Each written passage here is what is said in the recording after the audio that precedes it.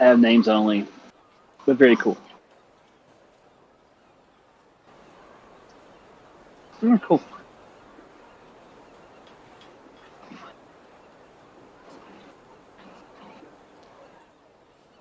Yeah. That's cool.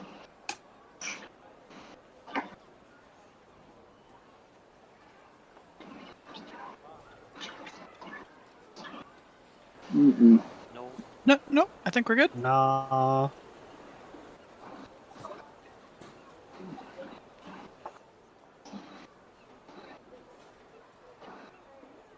Oh God. Can we have a night? Can we have a night to write that? Hello. Good. How's things for you? Okay. Sure.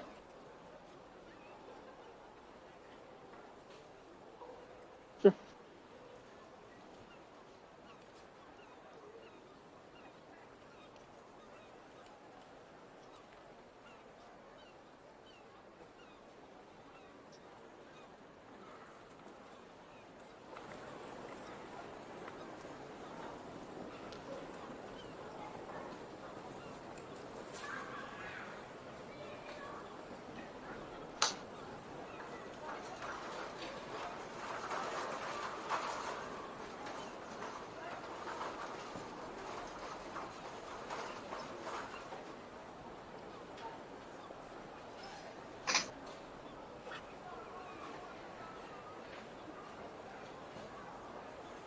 Hey. Well, I'm playing Mara.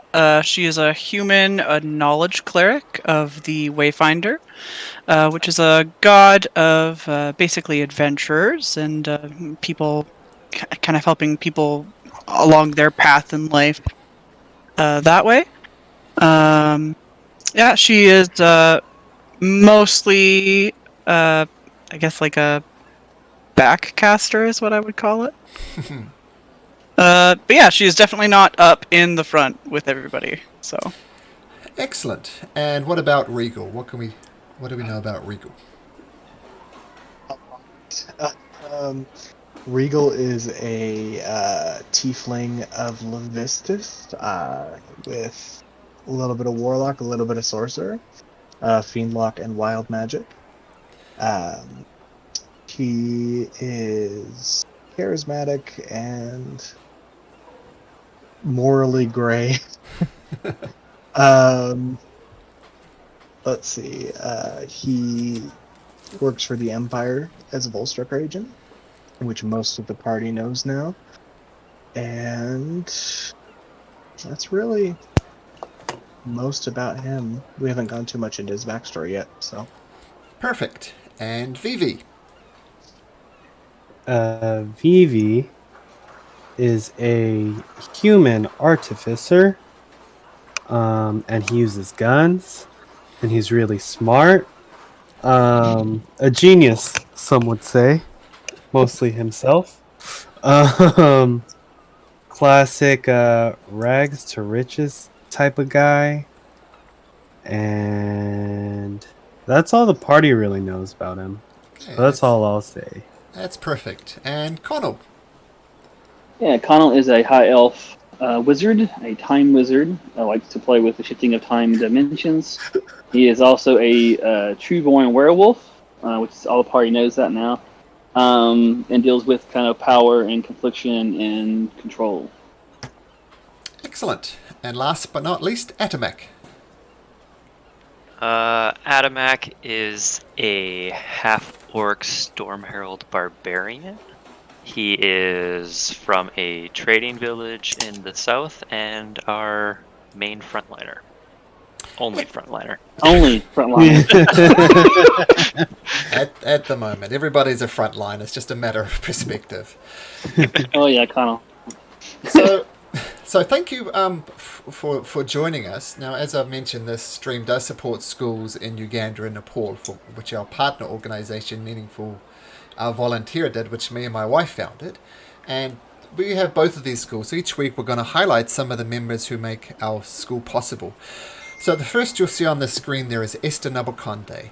Now, she's our manager in Uganda. She's the head honcho there. She manages the school, she teaches some classes, she makes sure all the students get fed by the school supplies. And it's actually pretty cool that she's a female because it's a very patriarchal society there. So we made a conscious effort to employ a female. So she's really cool, and I just want to highlight what a magnificent job she's doing. But back to the game. So the party, you've dubbed yourself as the MP6, and you're through various adventures, you're trying to get to the city of Rexentrum, which is one of the major cities here in Wildemount. In fact, it's the biggest city I see. It is. So you're heading there. Due to some timing things, we actually jumped over a city called Eurosa because something interesting is going to happen there to one of our characters. And unfortunately, the player was sick last week, so we didn't get there. So that's where we'll pick it up this week. So your party is heading into the town of Eurosa. And I'll drag you across to the big map so you can get a bit of perspective here. So this is in the Zemni Fields. And you're right about here in Eurosa. And you're going along with your carriage, with your cart rather, with your horses, duly named Captain Majestic and Mr. Ed. Mara and Atamak, you're at the front driving. Up the front is also Regal. And then the back is Vivi. And you've picked up someone who requested passage from Icehaven all the way to Rexentrum. His name is Theron Leodin. He's a half-elf. And rather strangely, he just requested you bring a simple chest. Small chest. He hasn't revealed what's in it. But he's pretty much always next to the chest, and you haven't had a chance to look into it. So who knows, that might happen. And Connell is in wolf form, excuse me, and kind of scouting around the outside. Mm-hmm. But I assume as you're approaching Eurosa, Connell goes back into his high elf form? Once you Correct. Okay. So Connell jumps onto the carriage, and you enter Eurosa. Now, Eurosa is an interesting place. Even now when you're kind of on the outskirts of it, you can tell it's a bunch of ramshackle homesteads. It's covered in snow and kind of mud up the side as well. Everything is kind of dirty and grimy.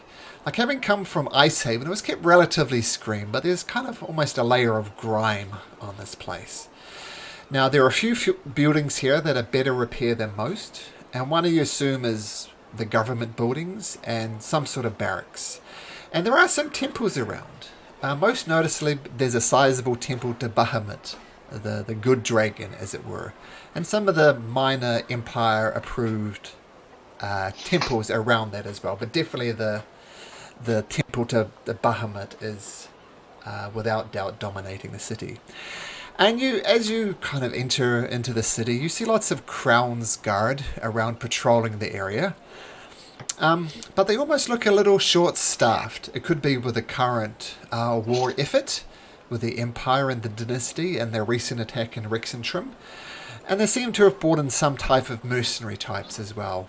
They're dressed in Crown's Guard, but you can tell they're not hardened soldiers like the rest of the Crown's Guard. Some of them are old, and you can just tell by their demeanour that they're probably mercenaries that have bought in. Now, as you arrive to Eurosa, it's getting towards the end of the day.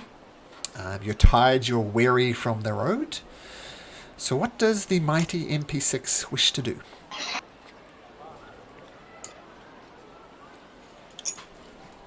What time of day is it, you said? It's getting towards the evening, just dusk is approaching. So you can Right. press on, of course, if you like, but it's quite late in the evening. Okay. Sweet. So go ahead. I actually would like to speak with Regal. Yeah. So I'll pull him aside. Ooh. And then I'll just be like, hey, Regal. Hey, Vivi. So, I heard you say that you were a Volstrucker agent when we were in camp. Actually, I think he tells everybody that.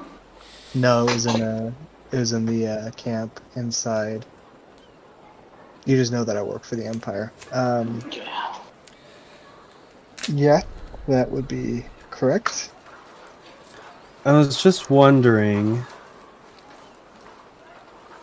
what exactly is your relationship with the Cerberus Assembly? Like, Mine what do you? specifically, Yeah, or what do you do? uh, I was on a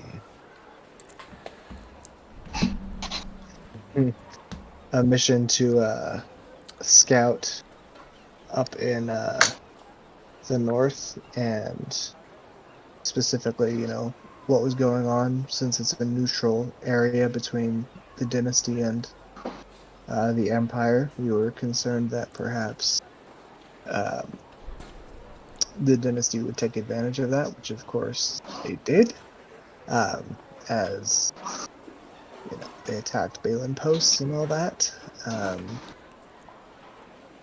I wasn't doing anything in particular beyond monitoring the situation. I haven't been with the Volstrucker for too long.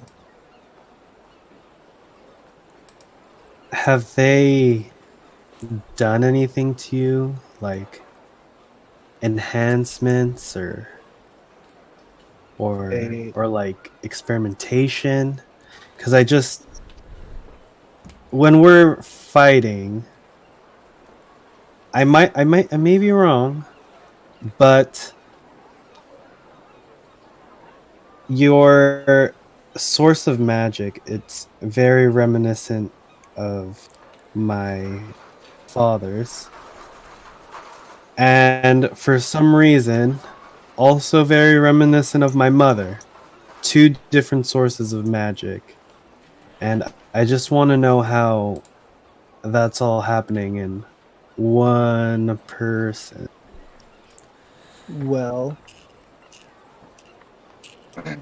when I was younger, I was kidnapped by the dynasty, and they tortured me for a time. After which, I lost my ability to cast for the longest time. Um, I prayed for probably months that I would receive it back, and a voice finally came to me, and since then I have been able to cast, but as of recently, I feel the magic that I suppressed before is coming up, and I can't always control it. And yeah, Interesting. And you you joined the Cerberus Assembly to learn how to control that? they saved me from the dynasty. They did. Okay. Yes, Just I wondering. was I just want to sure. say to you, be careful with them because they don't have, it's not all. The people that saved you probably might, but from what I know, the assembly don't have um, our nation's interest at heart. They a lot of the people that I've heard of are the type to put their own agenda before the people. And I wouldn't want anything bad to happen to you because you are my friend and we have fought together. Regal looks like he's holding back a question. He's not going to ask it. All right, swag. Peace out, bro. I'm asleep now. I'm not. Okay, so we'll assume that happens on the road to Eurosa, somewhere along the Haven Path Road.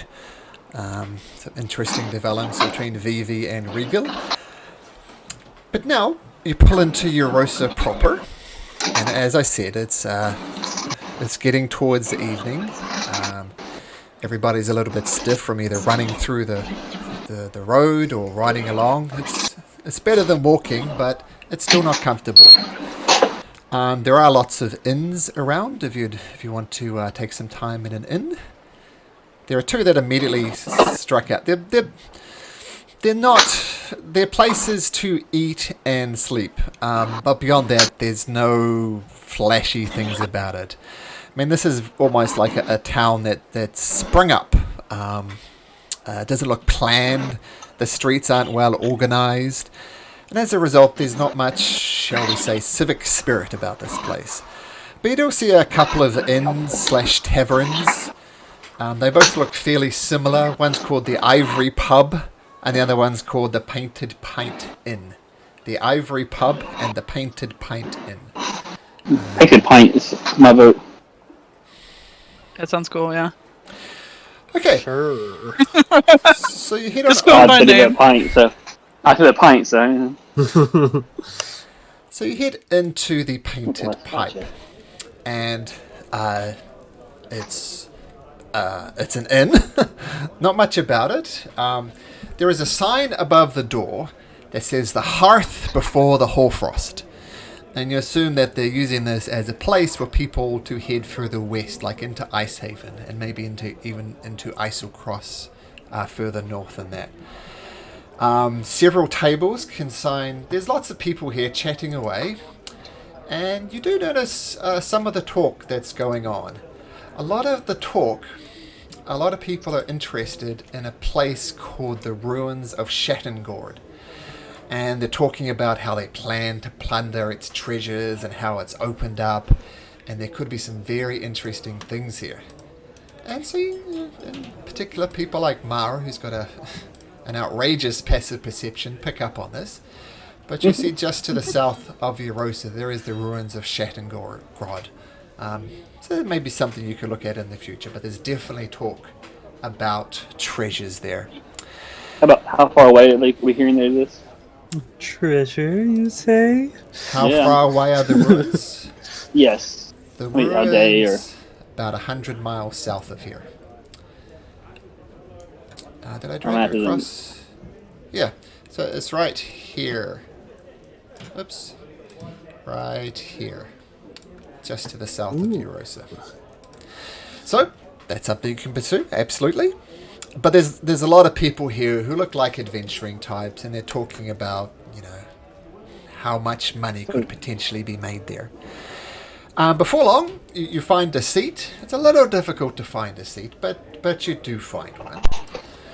And looking around the room, there's a barkeep, and the barkeep is a huge gentleman. As I said last session, some of you have recognized this type of person before, but it's a Goliath.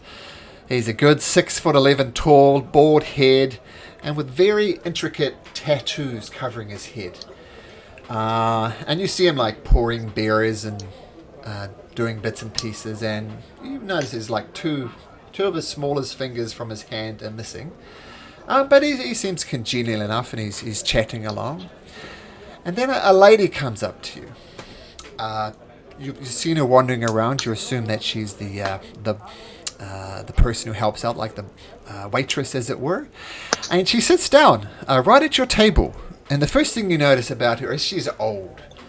She's, at a guess, 70 years old. She has little cropped, curly brown skin, very pale and very short as well. Almost the opposite of the Goliath tending the bar. And she's 4'4" maybe, but she's got a nice round, jovial face. And she sits down, takes a breath. Welcome to the Pale Pint Inn, my friends. What can I get for you?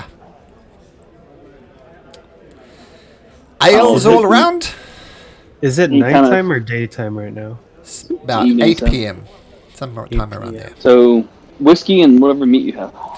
Whiskey, meats, is that good for the rest of you? Whiskeys and meat all around? Yes. Okay, yeah, sure. Water, please.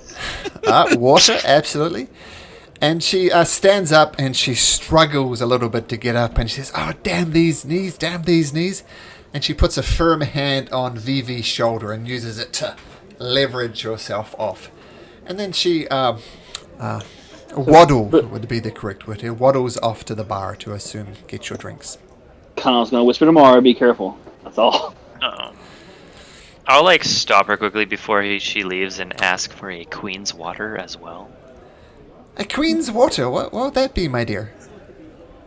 Oh, they don't have it here. He'll be sad. Darn. It's more of a soft drink made from syrup, honey, guava, and tamarind.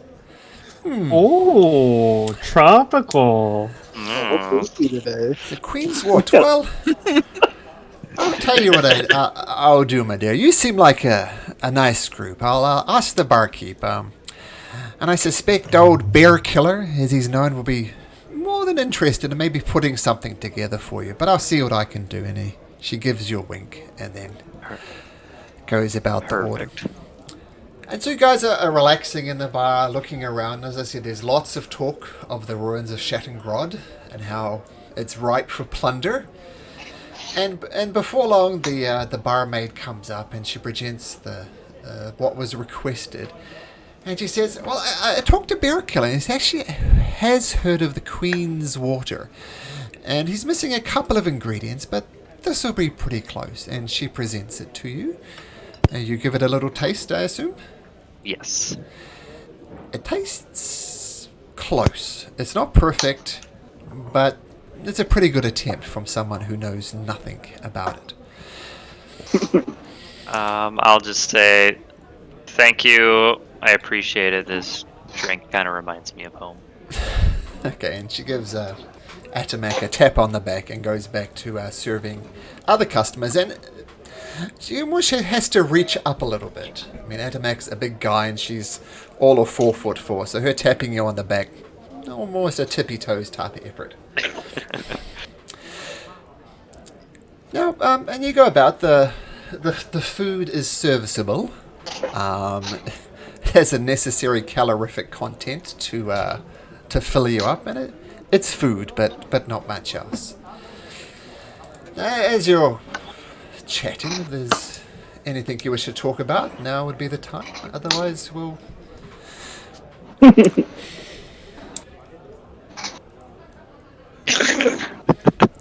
Pretty much. Pretty crazy time, eh? How about that weather? The weather. Oh. Say, Mara, if you do want to heal her, just remember to be careful what you say.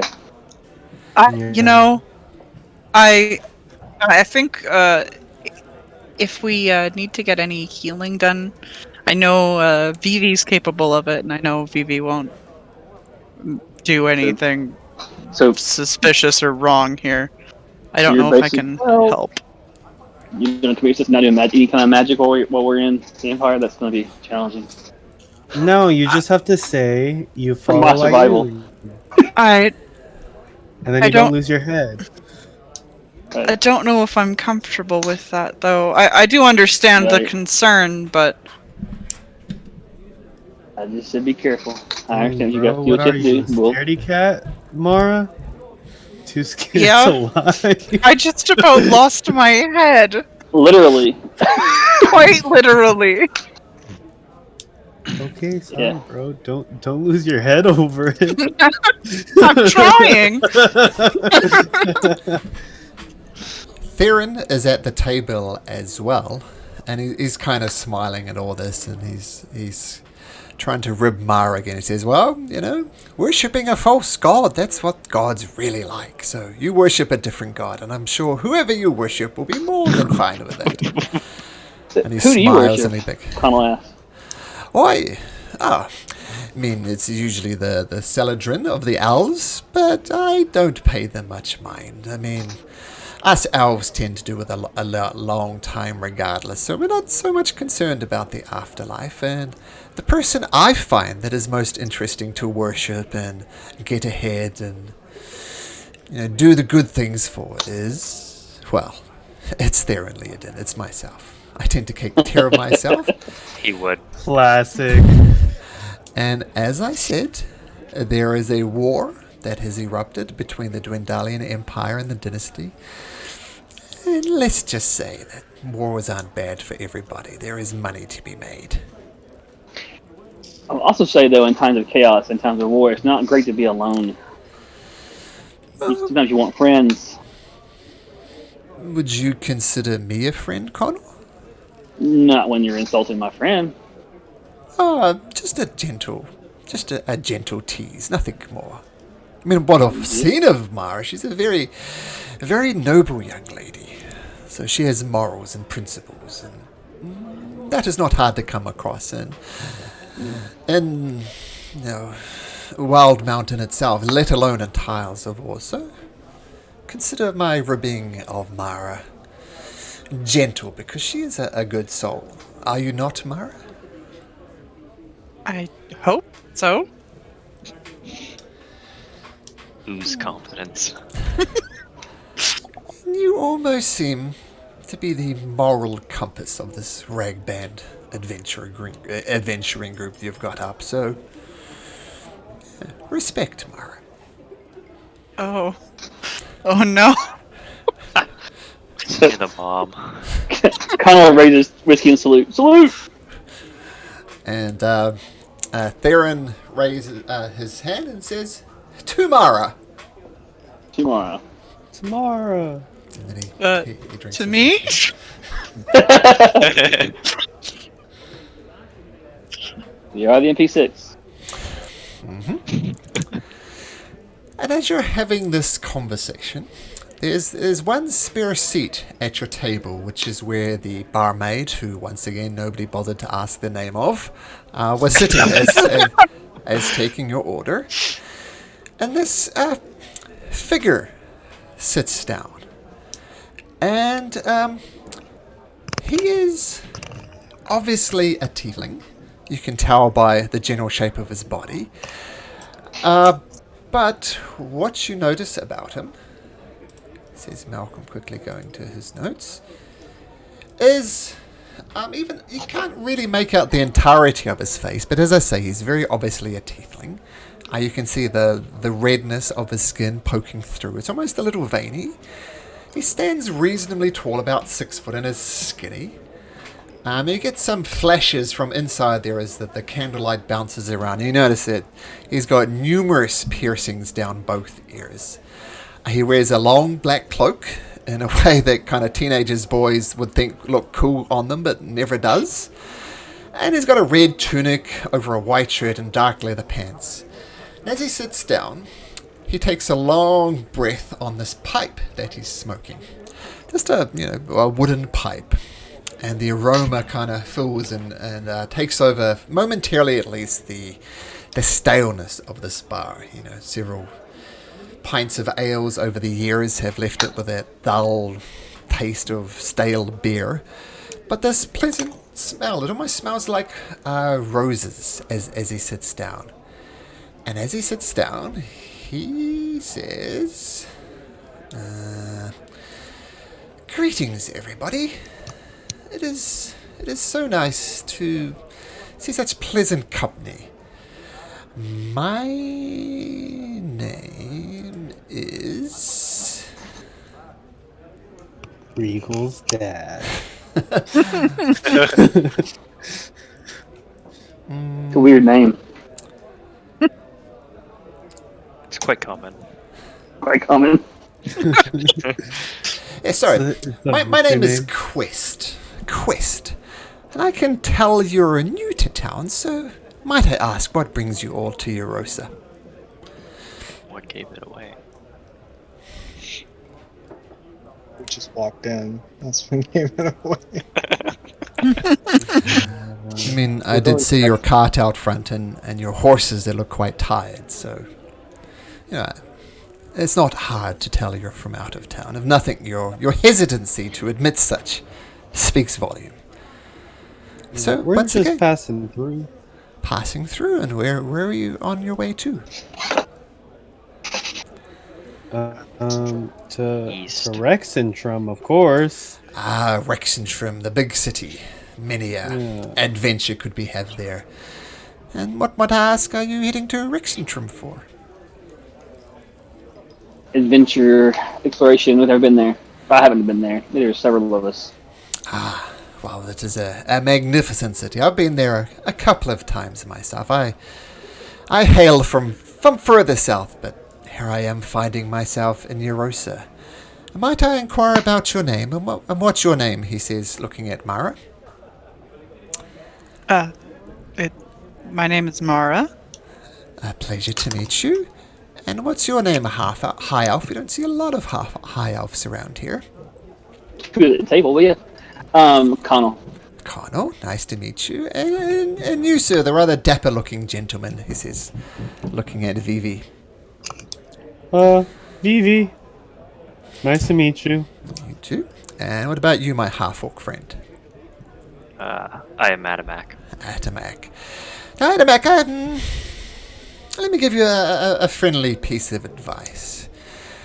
Most half-orcs have tended to end up in the dynasty. I mean, I'm sure you're a fine fellow and all that, but just be careful. Some people might think you're from the dynasty, which, I mean, you're not from the dynasty, are you? I don't know. Am I?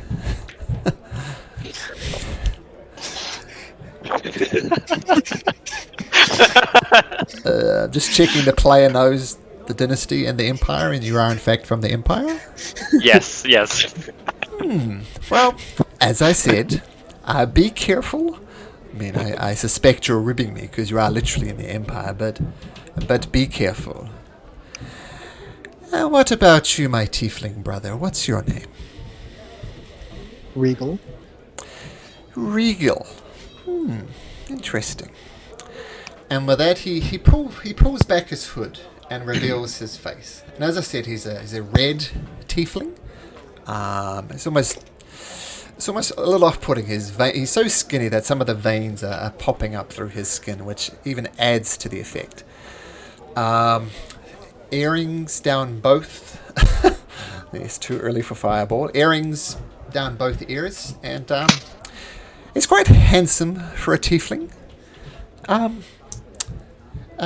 Regal, can you make me a perception check, please? It's his dad.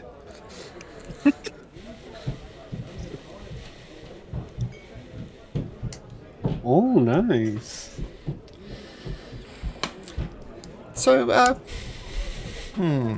so I'll whisper this to Regal.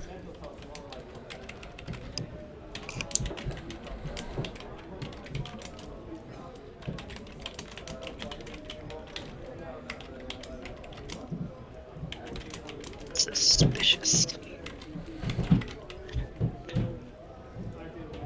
I think that's literally Regal's middle name.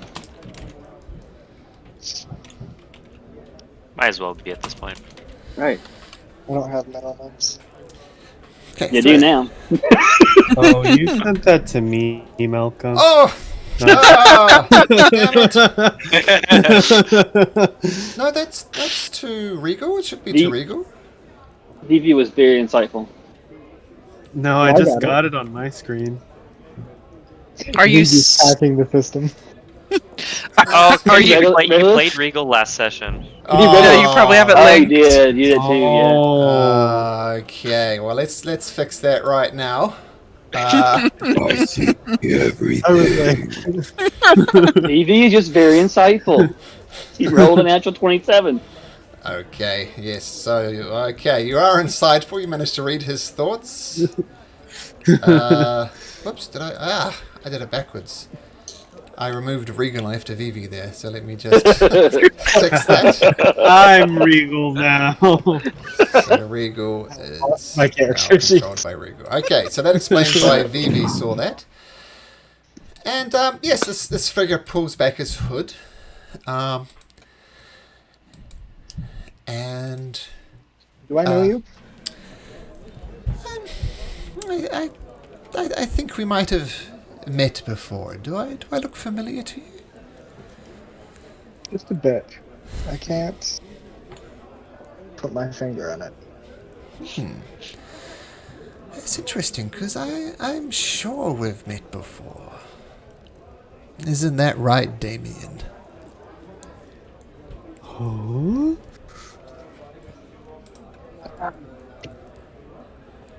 I look around for someone named Damien. Is this redemption?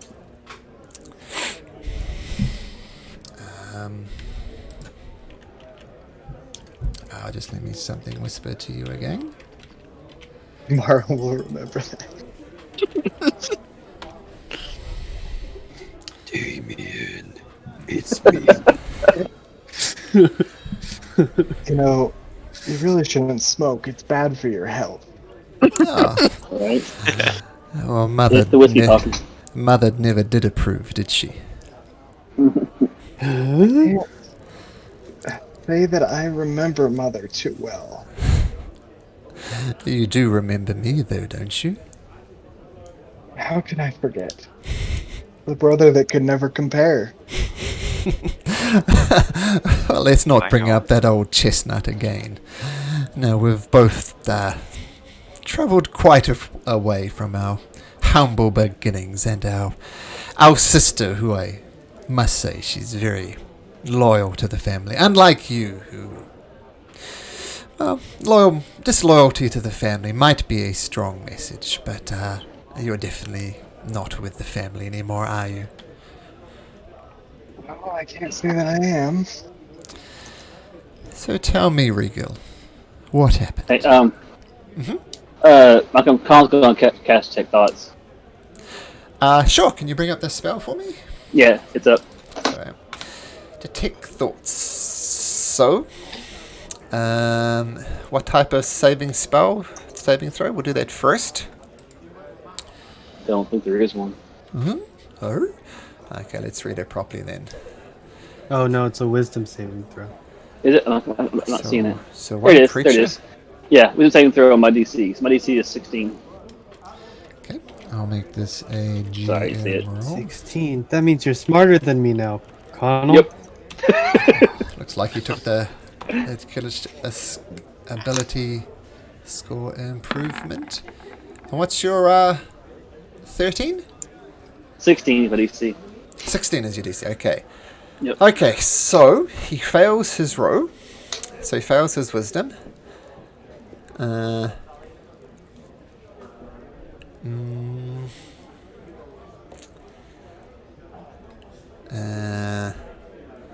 it knows it's reading your thoughts. This creature. Okay. Let's see. So it knows it's probing into your mind. And so you want to know generally what he's thinking about. Yeah, the surface level, I can just do surface level without any wisdom saving throw, and after that, I can make it deeper, which is to get deeper to understand the reasoning behind it, right? If I don't Okay. read it right. Okay. Yep, and as I'm doing it, yep. Okay. It's whispering something too.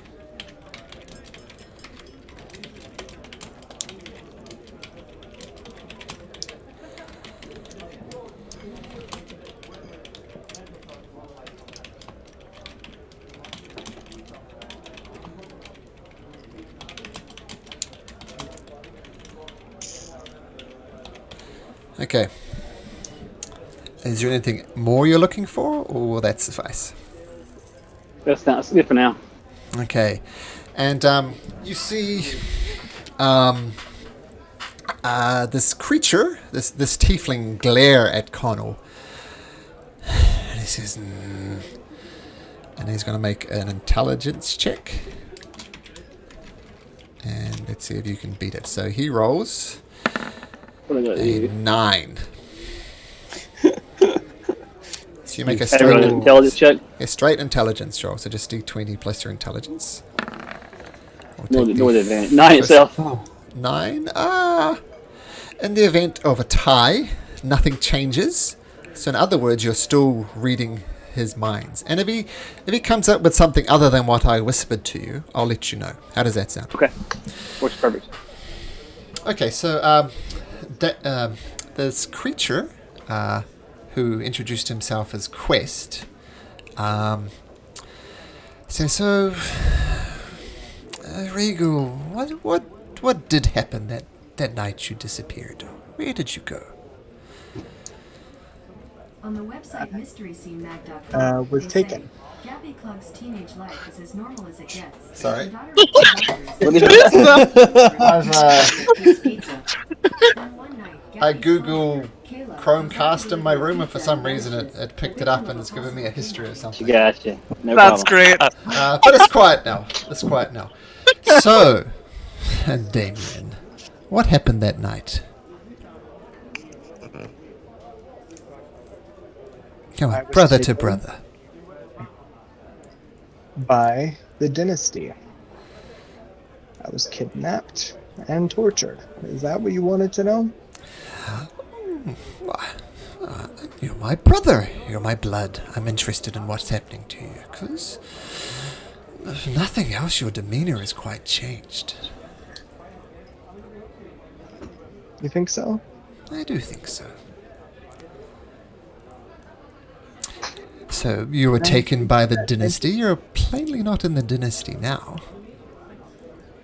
Much is clear. Yes, I work for the Empire. Oh, the Empire. And you call yourself Regal. Are you a Regal agent of the Empire? And you're sworn to spill blood and all of that nonsense. Something like that. And you see, Quest, he leans back and rubs his chin. And you see him, he's having a bit of a mental battle, and he's saying, I'm not sure whether I should tell you or not of this, brother.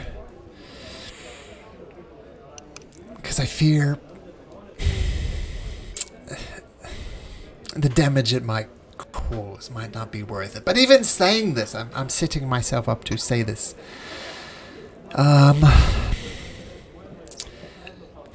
That night, all those years ago,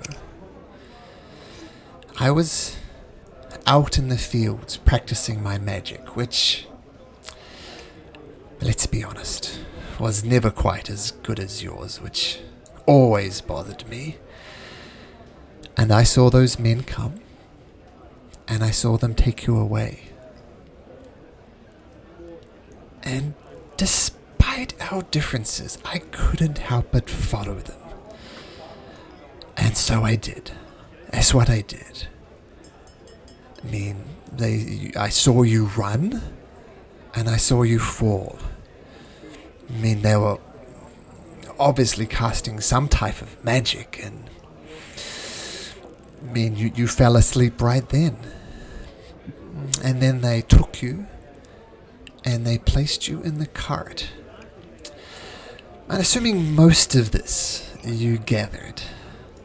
But what's interesting is the people who took you, no doubt, looked like agents from the dynasty. I mean, with their dark jet black skin and their pale hair and their aversion to light. But as I saw you, you jumped, they put you in the back, tied you up in case you woke up. And then they started heading off, but they didn't head east. They headed north.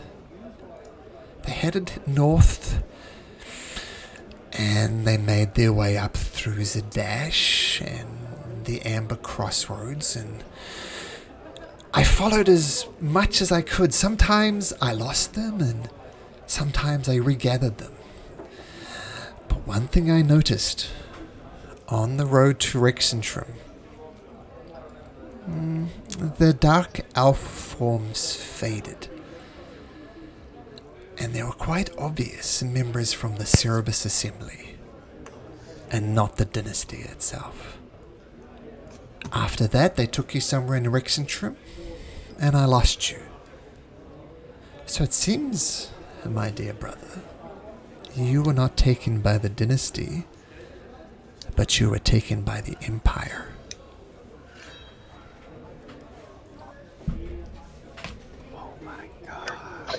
So, based on my reading, can I tell if he believes he's telling the truth? Let's see if your read thoughts gives any indication of truth. Let's go back up to the spell. Mm-hmm. You post again, or are you good? So good. The Empire is evil.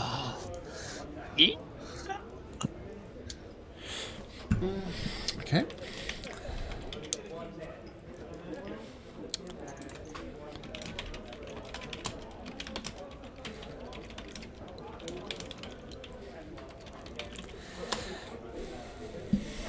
Okay, so that's what you pick up. And make me another intelligence roll to see. Okay, I didn't get anything on there. Oh! You typed it. Damn it! I did it wrong again. It's all good. Thanks. Dang, it's Okay. bad rolls. 2 in a row. Dang. Oops. Roll. He gets a 11. So, Beats it. so you can no longer read his thoughts. Mm-hmm. What do you think, dear brother? As I said, I'm not sure whether I should share this with you given what you told me, but truth, I think, should win out. And all eyes turn to Regal. Do I believe him? Make me an insight check. Yes, I believe him. It's hard to get a read on him either way. It's not that you believe him or you don't believe him, but yeah, hard to say. Technically, he could also roll a 1, but he doesn't. So, Connor's gonna give Regal like a subtle nod. Regal will nod and look at his brother and say, "Why should I believe you when you're lying about your name?" Well, I didn't want to put all my cards on the table, but if you'd like it stated. He stands up and almost announces it to the entire bar. My name is Redemption. This is my dear brother Damien. I've known him for many, many years, and just now we're getting reacquainted. And everybody looks and couldn't care less, and he sits back down again. So, allow me to formally introduce himself. My name is Redemption. I am Damien's brother. We have another sister called Hope. The 3 tieflings. Wait, so is Regal the sister then? You have another sister, so that means you have 2 sisters. No, just What? Is your whole sex change thing here as well? Is that also? Sorry, I'm playing. Go ahead. Yeah. I mean, there is me, Redemption, Regal, and our playing that sister part. Hope. The 3 tieflings. 5 if you include our parents. Oh, 5, but yes. 3 tieflings, a curse. Well, that much proved to be true. So, my dear brother, I have no reason to lie to you. I mean, we have our differences, but we are blood, after all.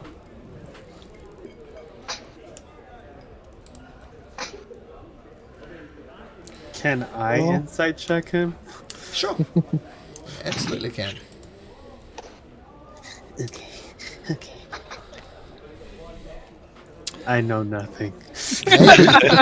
Man, let's get all the bad rolls out now. Persuasion, you can't get a read on him either. It's not that you know nothing. Well, you're not sure. He could be telling the truth.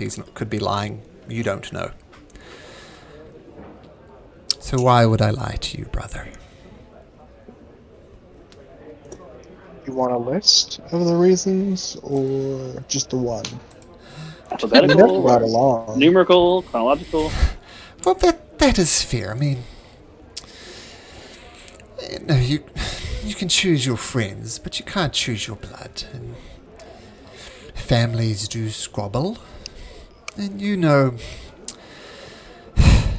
I've always been jealous of you, Regal. Your natural gifts far supplanted mine.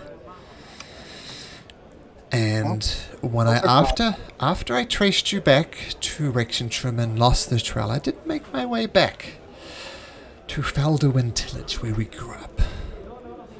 And quite frankly, my jealousy grew. I did not reveal what I knew about you to our parents. I did tell Hope, though.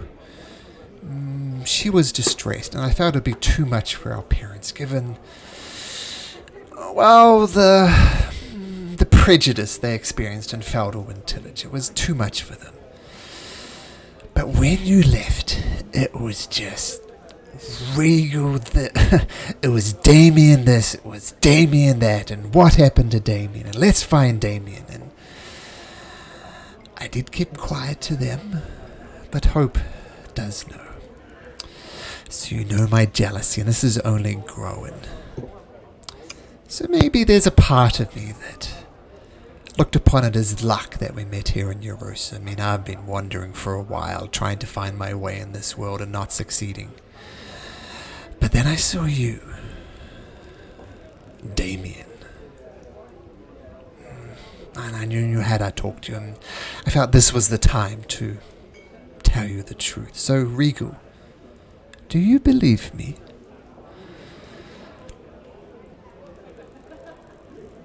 I don't know.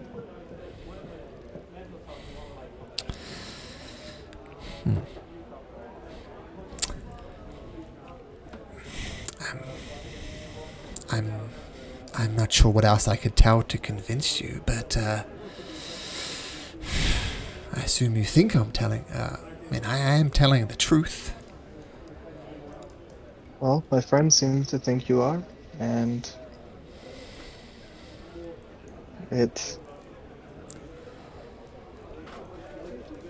I can't see why you would lie to Hope.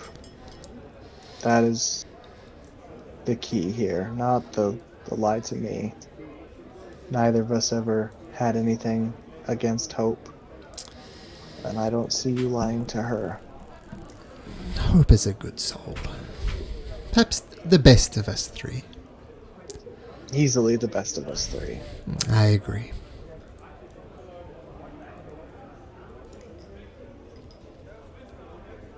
Yeah, he sits for a moment. Can I buy you a drink? That would be most appreciated, brother. Just a simple ale would suffice. Regal flags down the barmaid. And she comes over, huffing and puffing, and leans heavily, this time on Redemption's shoulder. What can I get you, my dear? whatever he wants. Just a simple ale, thank you.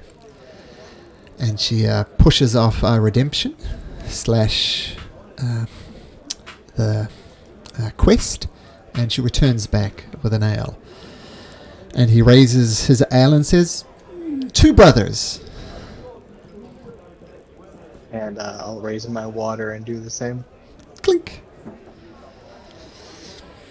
So, brother, what do you intend to do from here? I have a lot of questions for a lot of people. Of that I have no doubt. And you? What are you doing here? This is a long way from Felderwin. Well, it is a long way from Felderwin. Quite frankly, I heard rumors about the ruins of Shattengrod, and I've been here not long. I'm just gathering as much information here, and I'm unsure whether to head south to Shattengrod or head north into Icelcross, where I also hear there are lots of treasures to be found. You know, with my magical gifts limited as they may be, I'm sure I could make my way in Shattengrod or maybe even Icelcross. I'm not sure. Well, I must say that I'm interested in Shattengrod myself. You seem torn then. Do you go to Rexentrum and seek the answers you seek, or do you head south for treasure? Asks both Redemption and the DM. Right. And that's when I look at the rest of the group. So, I mean, from a Colonel's opinion, okay, I mean, if you really feel a need to go to Rexstrom now to help solve some of this, then yeah, I'm behind you, alright? Back you up. From a logical standpoint, though, going to get some treasure before we go to a big city, not a bad idea. I don't think we're overburdened with wealth, and so For yourself. it's not a bad side trip. But if you really need to go solve this for yourself, I'm there with you. I personally have a lot more thinking to do and could use the time, but I'll leave it up to the group. Okay. Are we gonna leave our guy here? And I'm gonna point at the guy. I've been listening to the whole thing. Which Probably guy? clapping and eagerly enjoying the show. Yeah. Oh, man, you're more than welcome to explore the ruins of Shattengrod if you like. But I can't help but point out that we have a contract for you to deliver me and my cargo to Rexentrum. I can't. What's your help but contract? notice I pull Wait, out sorry. the contract. I don't seem to have a time on here. Hey, I was going to say the exact same thing. Oh, well, let's not play games. Let's not play games. We had an agreement to bring me to Rexentrum. While it doesn't mention a timeline, it definitely doesn't mention a trip to ruins of Shattengrod for treasure seeking. The cargo I am carrying is important to the Empire. It needs to be delivered. Hey, as he is saying that, I want to channel divinity read thoughts. Oh, okay. Gonna bring that up for me. Oh, so much mind reading. To read a creature's thought, you use access to creature's mind to command it. Choose. Okay, let me make my wisdom saving throw. I'll make this a private roll. What's your DC? Ooh, that's a good question. 15. No. You succeed. So I it fails- succeeded. So it fails on his wisdom saving throw. Okay. You can read its surface thoughts, those foremost in its mind, reflecting its current emotion, what it's actively thinking about. It's his surface thoughts are angry. He's angry that you're considering going to Shattengrod, and he's desperate to go to Rexentrum. He's almost scared about not going to Rexentrum. So there's anger and fear all mixed together. He really wants to go to Rexentrum. So we had a contract. You were to take me to Rexentrum. I paid you good money, and you need to take me to Rexentrum. Well, I mean, the road seemed quite busy. We've already passed through a few check-ins and the like, you know. I think it'd be better if we kind of waited it out a little bit and headed over to the ruins of Shattengrod. I think that's a better way for us to go.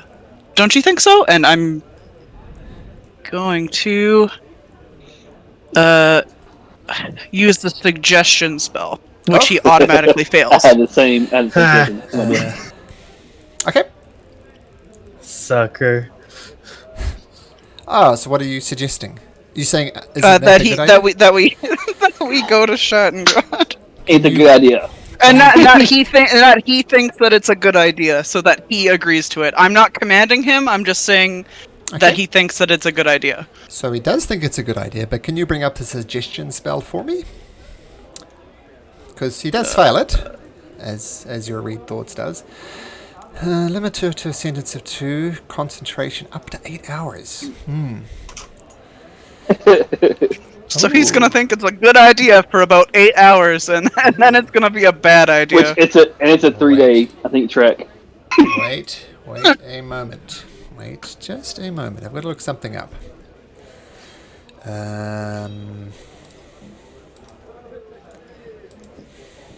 You'll be pissed by tomorrow morning. If it works, I'm hoping it works, because that's Well, funny as hell. Also nighttime, and we gotta go. So if he pissed in the morning, don't we?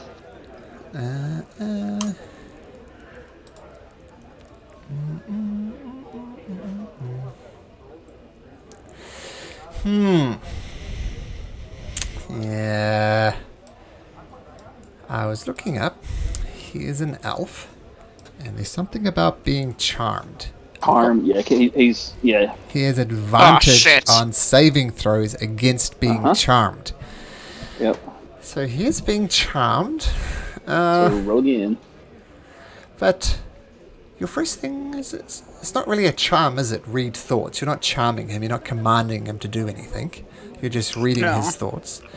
Then, as a result, the target automatically fails its saving throw against his spell. So he fails it. I mean, if he was immune to being charmed, he wouldn't be charmed, but he gets advantage on his saving throws. But according to the description, he automatically fails the saving throws. Yes, well, I suppose there's treasure to be found at Shattengrod, but we will go to Rixentrum after this, right? Oh, of course, yes. Absolutely. Yes, of That's the course. contract. Okay, well, to the ruins of Shattengrod, it's good, and of course I will help out at Shattengrod, and of course get a share of any treasure we find. I mean, that's just a given. Sure. Well, Yeah, if you're absolutely. helping out, Yep, as long as you're helping out with us. I think that's In fair. 8 hours, he'd be pissed and not want to do it. And Redemption starts stroking his chin and saying, "So you're heading to Shattengrod, brother? Maybe I could tag along." Well, what's a bit of sibling rivalry to some treasure? And maybe this one time I can prove my worth to you. And, yes, we'll see. But the winds of fate have sent us south to Shattengrod.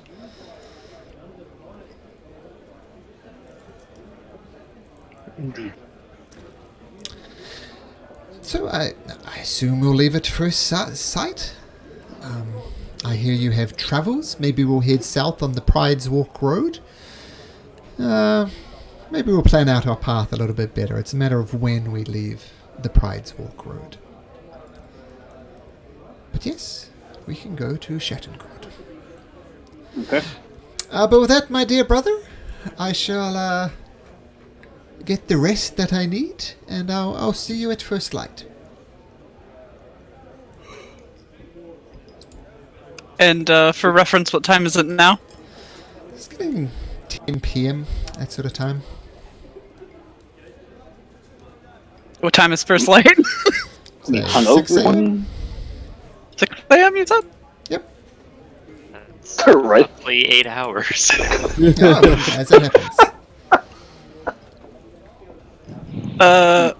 I'm gonna lean over to Connell and kind of nudge him a little bit. I don't know. Yeah. Huh? Okay. Yeah, in the morning I can. So can you. Rest. Okay. Yeah. Okay. Yeah. We're just No, gonna we're have to good. double team that and make sure it happens.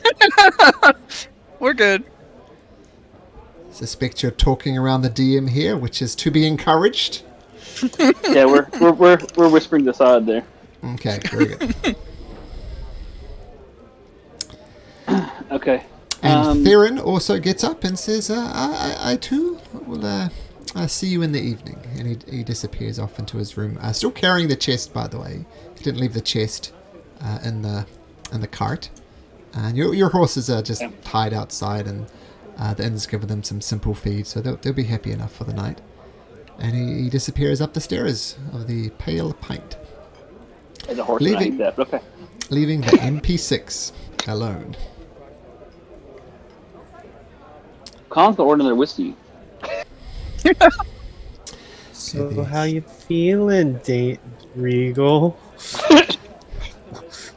Whichever you prefer is fine. How you feeling, Damien? Damien? Well, that's a lot to take in. Yeah, just know we got your back, bro. And like I said, I don't think that the assembly may have your best interests at heart. So if you decide to rage against them, I'm right behind you. Way behind me. Machine, as you were. What? I'll have to think about it. All right. And he takes a sip of his drink.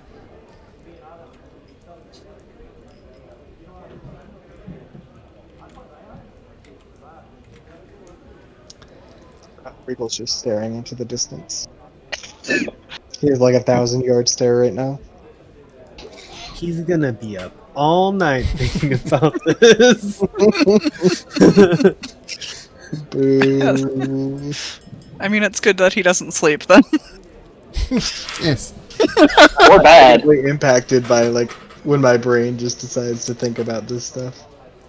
Yeah, it could be bad actually. Sleeping actually help you recover psychologically. That could actually make it worse. Well, I'm about to stew in my own thoughts for 8 hours, so I know, that'll right? go well. Can Regal choose not to sleep, or does he just not sleep? He can't sleep. Typically cannot sleep. Cannot sleep. Okay. It's unfortunate. Adamak loves his beauty sleep. Adam maybe needs it. Or Yeah. he drinks Mai Tais and loves his beauty sleep. I love it. Yep. There's a whole side of him you don't even know about. Cool stuff. So needless to say, this was the curveball that I had planned for Regal last week, but of course it didn't happen last week. And it's a little bit odd since we fast forwarded to the Amber Crossroads last week. Yeah.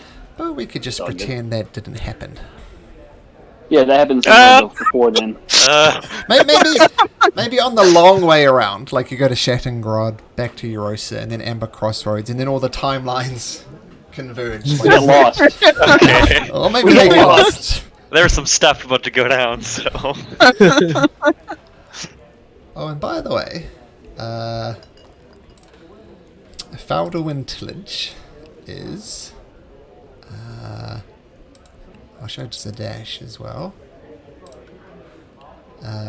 So this is where they were talking about the three tieflings. That's where they grew up, and Okay. Zadash is where our redemption passed through.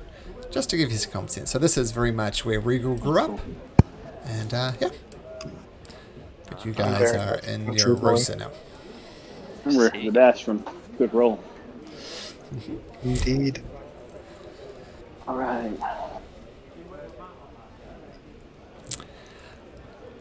So, I guess with thoughts swirling through all your heads, and in particular, I see you've changed your name to Damien in Roll20, but Damien / Regal, you retire to your rooms. I'm assuming separate rooms, but if any of you guys want to bunk up, you're more than welcome to. And let's say with the accommodation and the food and the drinks, it sets you back, let's say 2 gold pieces. So if someone wants to subtract 2 gold pieces from that. Speaking of which, Mark, do we have any more party loot we gotta divide out? Or we should figure that out too at some point, right? But I guess we can wait till we get closer to Recontrol to do that. So Offline. the thing is that we don't have, like, we have a okay amount of party loot at the moment, but like a lot of the stuff that we have is ingredients that we can't really sell until we get to Rexentrum. So Alright, that's when the big divide will happen. But I'm sure now that we're going to the ruins, we'll have to do another one. So Yeah, that's cool. Could use the spell money for the Recontrol.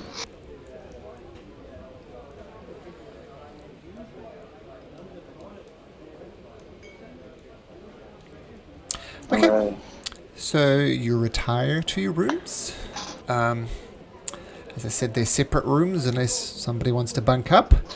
I don't want to bunk up, but like once everyone goes to bed, I'm gonna knock on Colonel's door.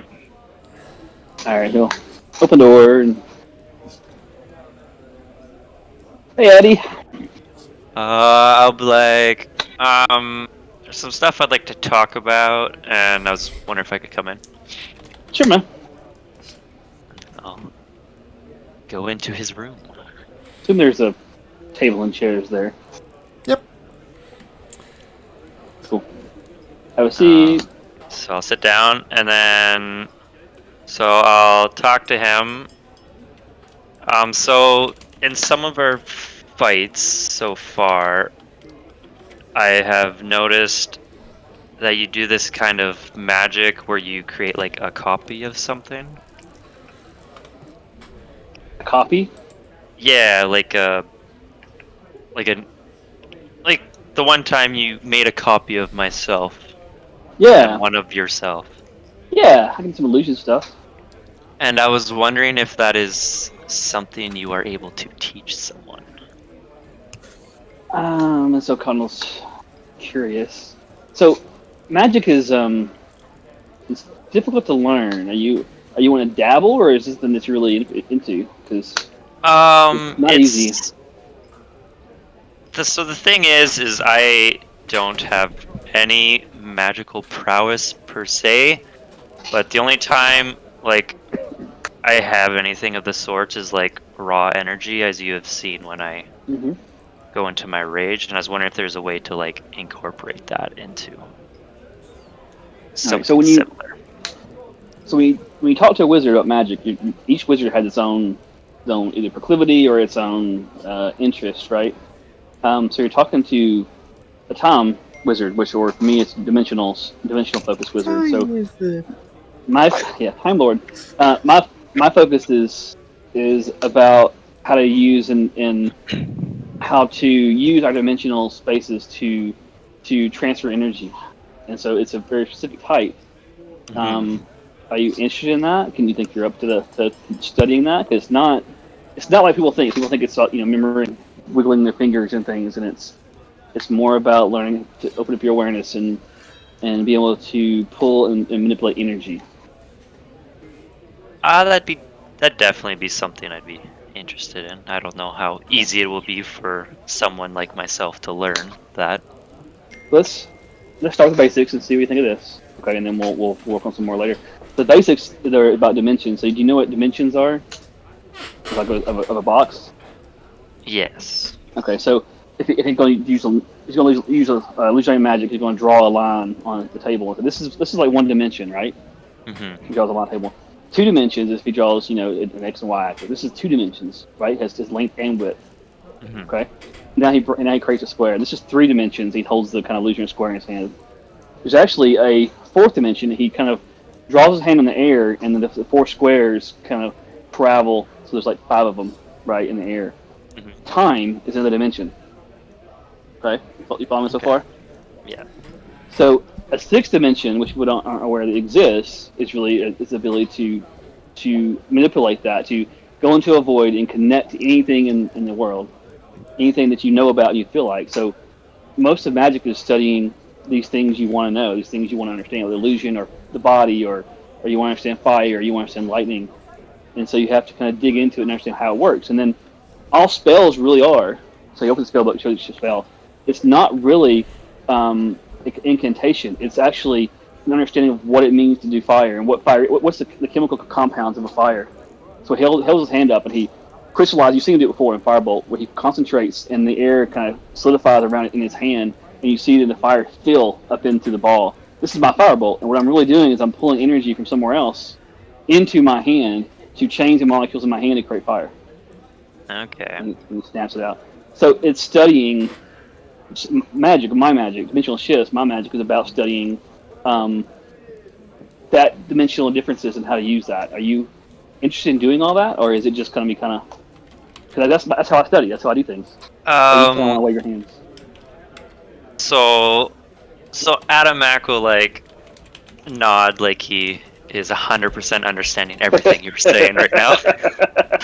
But then he'll be like, so this is my understanding of what you would call magic, and then he'll like start to get like angry, and I'll use one of his rages.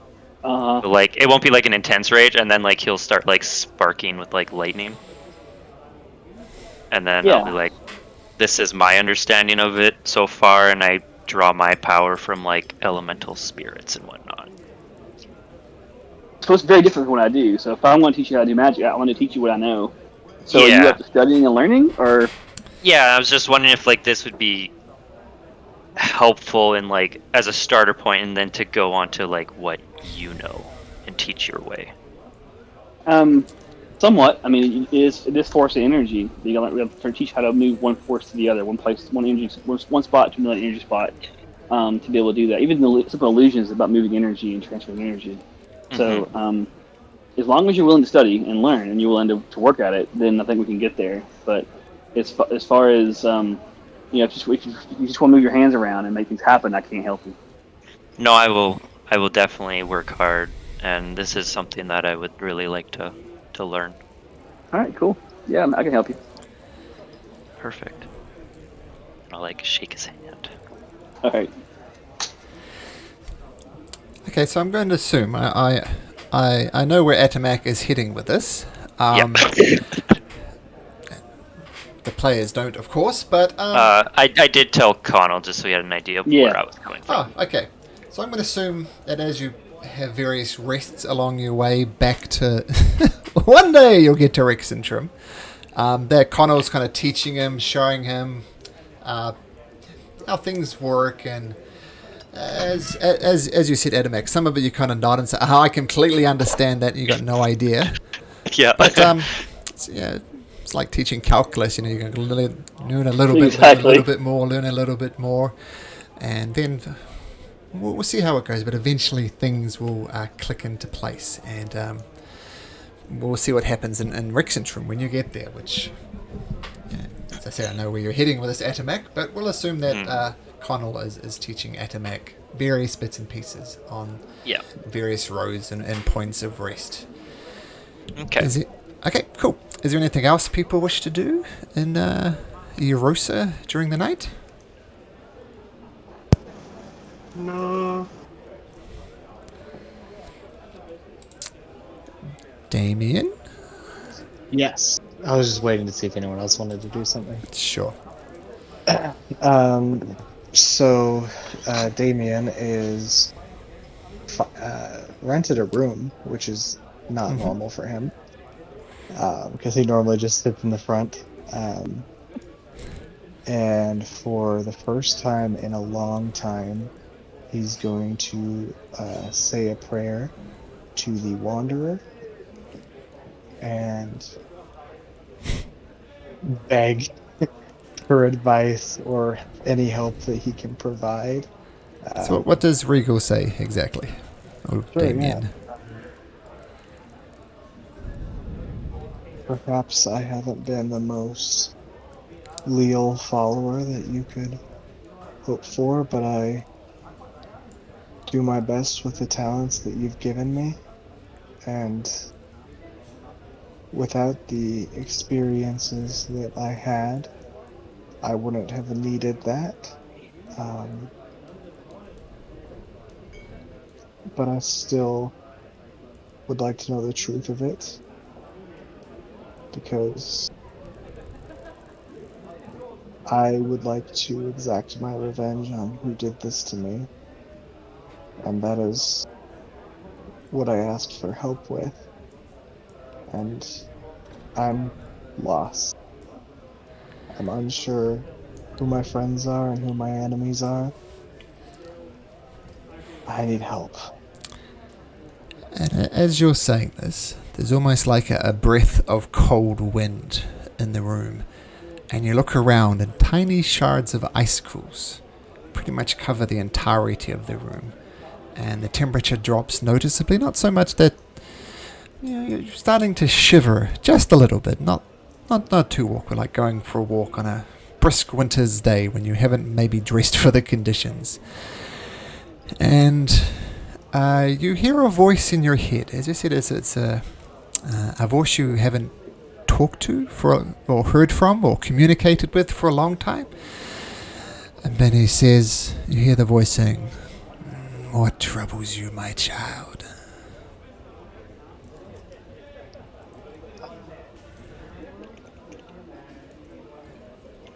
Trusted you when perhaps it wasn't allowed by the empire that I loved at the time, and now I find that they may have been the ones who did this to me, and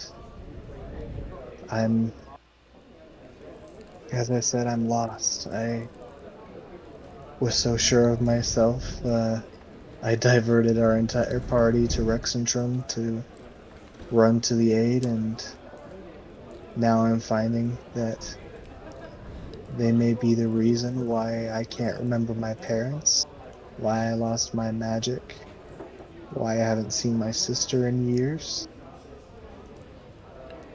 I don't know. Do you believe your brother?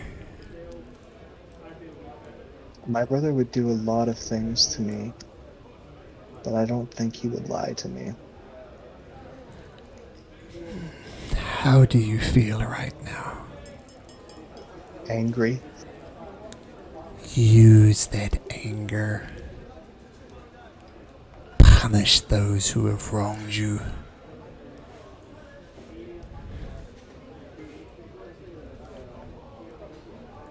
And this is something that Regal has been doubting for a long time, and he's gonna ask, "You're not a god, are you?"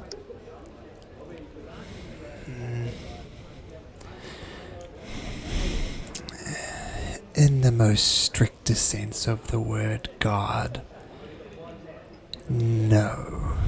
But I do have power. Every time you fire off one of those blasts, where do you think that power comes from?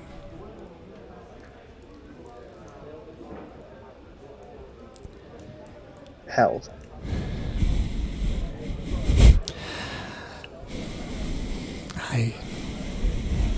I couldn't possibly comment on that. That's all I needed to know. Damien, I have pulled you out from the pits of despair. I have given you power. Like many things, there is some give and take. So soon, I am not going to tell you when. You're going to have to do something for me. That was the agreement we had. Yes. He'll think for a long moment and then say, "Anger, then. I can do that." Use it. Punish them. And then he'll stand up and lay down on the bed and wish he could sleep. With that, the voice no longer communicates with you, and the room returns to a more normal temperature. The icicles that have formed around the room, they dissipate. But they don't melt, they just go. So there's not an awkward puddle on the floor to explain in the morning. I was just testing some magic, it's fine. Alright, that'll be it for me. Awkward puddle, exactly. Honestly, this is the first time that it's happened.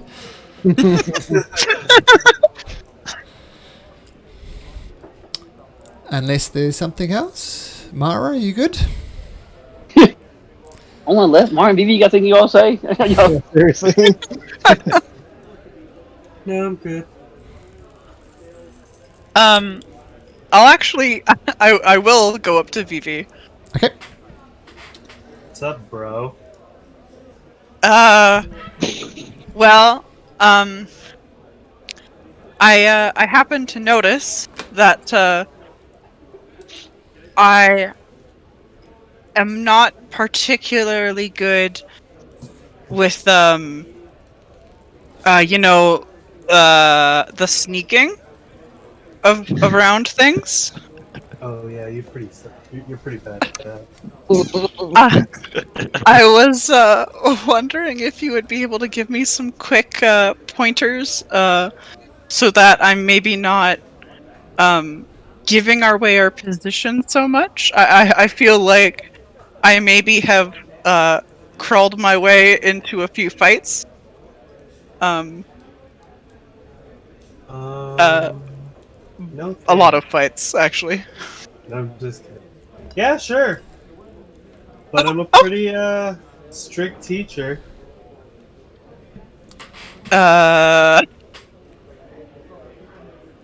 Okay. I mean, that's fine with me. Yeah, I'm not opposed to it because I do hate it when I'm sneaking around and then you kind of just give me away. Pretty annoying, to be honest. Yeah, I figured so. I figured it was something that I needed to work on. But I mean, thanks for helping me out. Of course, friend. should I start now? I'm trying to sleep, bro. I just wanted to ask just before we made our way out. But thank you. Okay. No Bye. problem. Go to bed now. No problem. Anything for a friend. I'm gonna walk around, leave awkwardly, and give like a little wave, and then just like awkwardly, slowly close the door. And with that, you all, except for Regal, of course, for numerous reasons, does not sleep. You all get a long rest. I think you're probably all long rested anyway, but you do get that long rest in. And the morning comes. And Mara, you know that your spell is going to... is maybe got another 30 minutes or so on it before a Theron Leodon, your high elf companion with the mysterious chest. And you all come down in the morning. There's the same elderly lady there who offers you some breakfast, which you can take if you want. We'll just assume it's part of the gold pieces you paid the other day. And Redemption comes down as well. And he stretches and says, well, to Shattengrod, I guess. Yep, so quick. Be out of town in the next 10 minutes. Does anyone need to take a 30-minute shower before we No, go? no, we need to get out of town in 10 minutes. Alright. Let's go, guys. And Mara. The hell's that accent? Okay, so how are you getting to the ruins of Shattengrod? Wolf form. I mean, you can head along Pride's Walk Road for a little bit and then head south. Yeah. Sort of Makes like this. That'll be the fastest way, right? Yeah. I assume you're faster on the road, I would assume. Yeah, but Yeah. unfortunately the road doesn't go to the ruins. Right, so we wanted to stay on the road for as long as we can and then turn off the road when we get close enough. Mm-hmm. Probably about that bush, where that bush is, trees. Like Okay. that? Yeah, yeah. Okay. So along the road then is about a good 2 days travel. Yeah, horses are about 30 miles a day. So you make your way south along Pride's Walk Road, and as the presence of the military arm of Rexentrum is not quite so present on Pride's Walk Road. It's still there, it's still around, and as you go along, you see various groups of the army, and they give you sideways looks, but they're not really bothering you. And you head south, and the first day goes through uneventfully. You make camp. I assume Connell sits down and does some advanced partial differential equations with Atomac to try and teach him some stuff. Or basic algebra. Oh, well, yes. Basic algebra for differential equations, absolutely.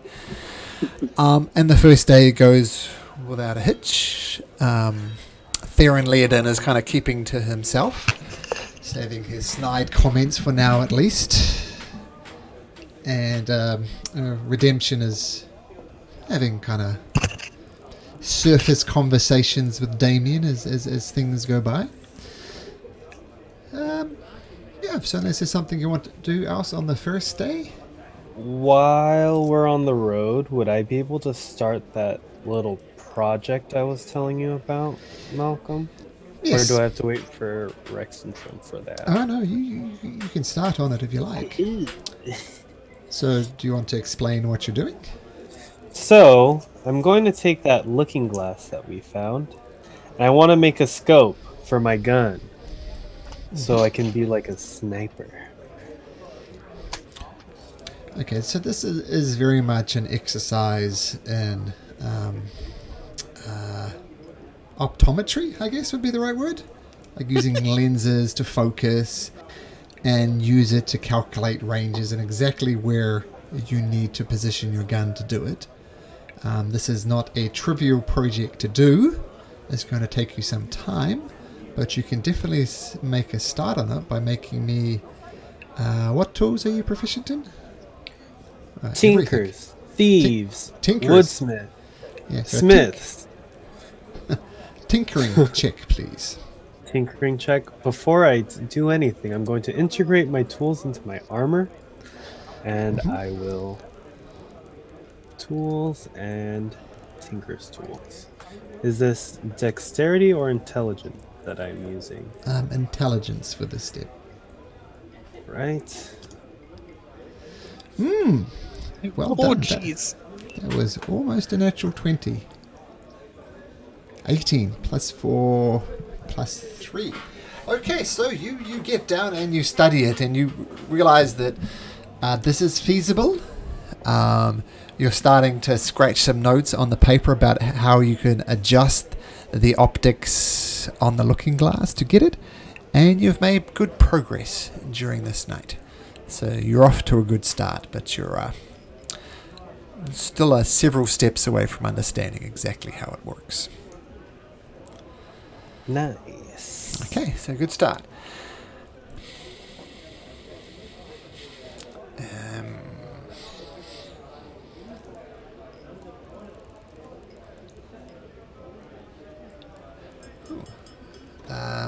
Okay, so as I said, the night goes past well enough. You're no longer in a crowded tavern, though.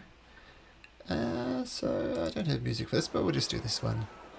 So, yep, you head along Pride's Walk Road. As I said, you see lots of guards and soldiers erect and trim, and classic ways of military intelligence, both rushing in opposite directions. Now,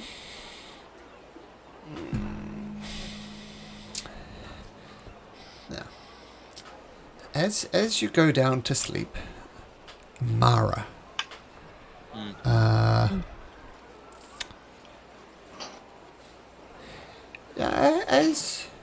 As you go to sleep,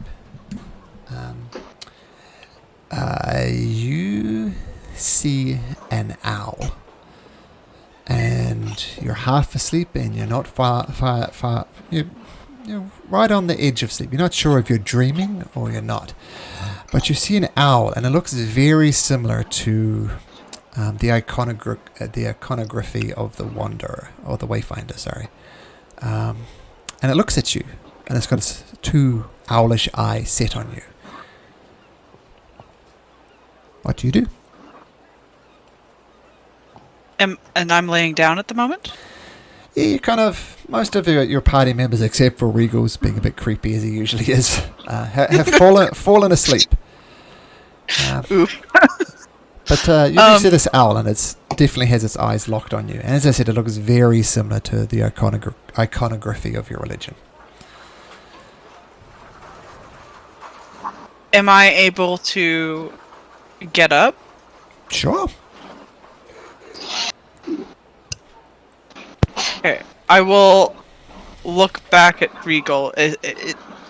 Am I actually standing up? Like, can he see me? He does not appear to react. Okay, I look back down at where I was. Am I there? Yep. Oh, okay. Yeah, so, okay. I'll, make my way over to the owl. Okay, the owl, it's at about shoulder height, and it's just looking at you and kind of twisting his head in an owl-type way. Okay. I will give a kind of like a somewhat flourishing bow, trying to mimic kind of what Regal does, being a little bit more on the fancy side and less awkward. Mm-hmm. And I'll say, "My God, is that you?" And the owl twists its head. Doesn't answer. Because it's an owl. Okay. I'm just an owl, bro.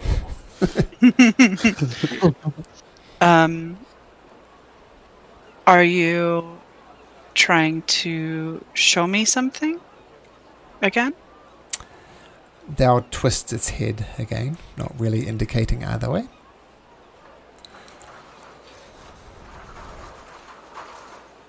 Has this happened before? In this way? Yes, it has. All the way back in, was it Ballon Post? You've seen this owl before, and you've had visions via this owl. And previous times you've reached out and touched the owl. Okay. I will do that. I will gently go like pet its head, essentially. Okay, so as you pat its head, you all of a sudden you feel your body shoot up, and as if you and the owl are one, and the owl starts flying and flapping its wings, and it soars impossibly high. It shoots straight up in the air, goes higher and higher and higher, and you look down and you see the Dwendalian Empire as you've never seen it before, just patches of green and brown and blue all across it.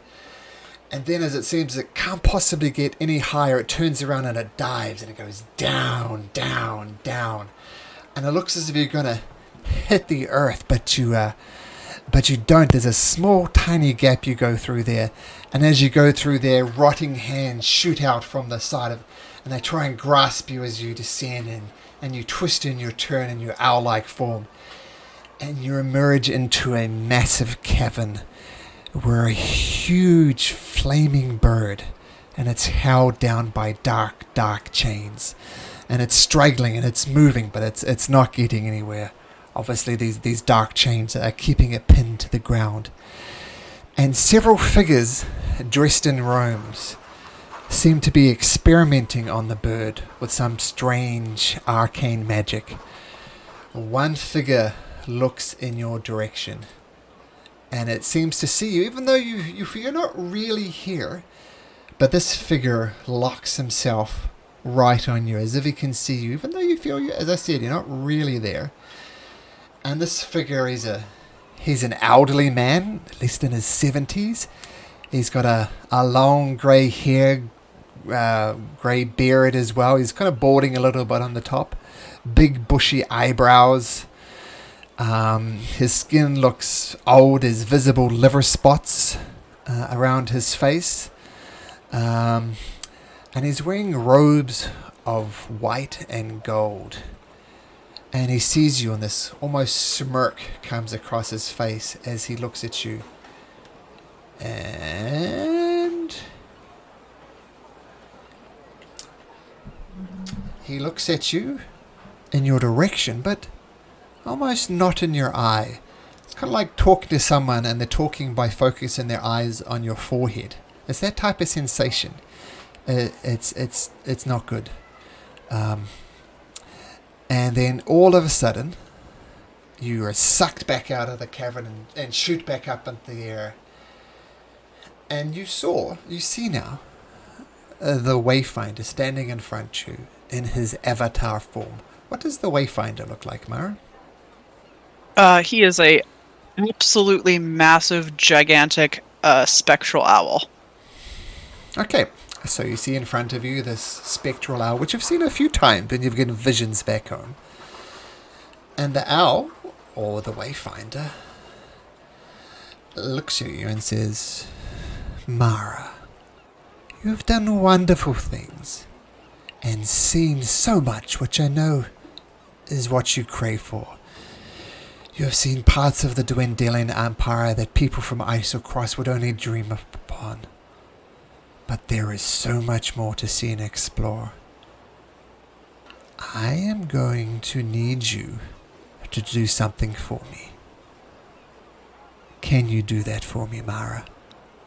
Yes, of course.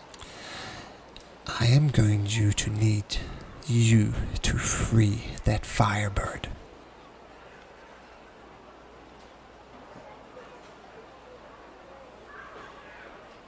Okay.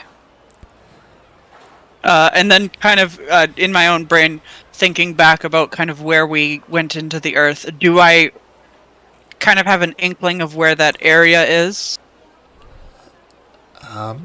No, you don't. You haven't seen it before. Okay. But if I saw a map, it would probably help, hey? Ah, yes. Actually, make Okay. me an intelligence check. I'm going to use my inspiration for that. Sure. Fuck. I'm gonna lucky that I can't use that. I can't do both. That's lame. That's okay. Okay, you did come down. Let's say you're fairly sure it's somewhere in this area. Okay. Okay.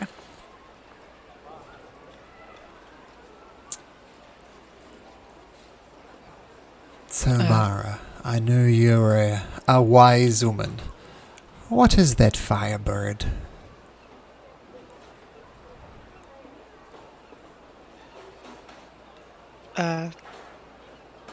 It looks like a phoenix, maybe? You're wise beyond your years. Yes, it is indeed a phoenix, which is a being of great power, as you no doubt know. And it is indeed tied and being manipulated by powers that seek its power, but not in not in a way to do it. Now, Mara, those bonds are going to need breaking. And you are the person to break the bonds. In fact, I'm going to teach you a spell. And you learn a new spell, which, for argument's sake, we'll say called Break Infernal Bonds. Okay? Okay. And, Mara, do you know where you need to go?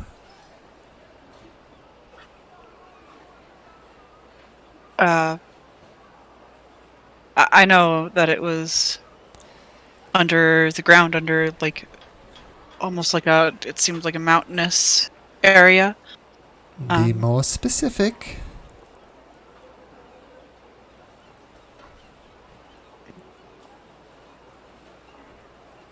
Can I try again to pinpoint exactly where? Sure. I'm just gonna make a flat. Fuck. Nope. Well, my memory's getting a little spotty. I'm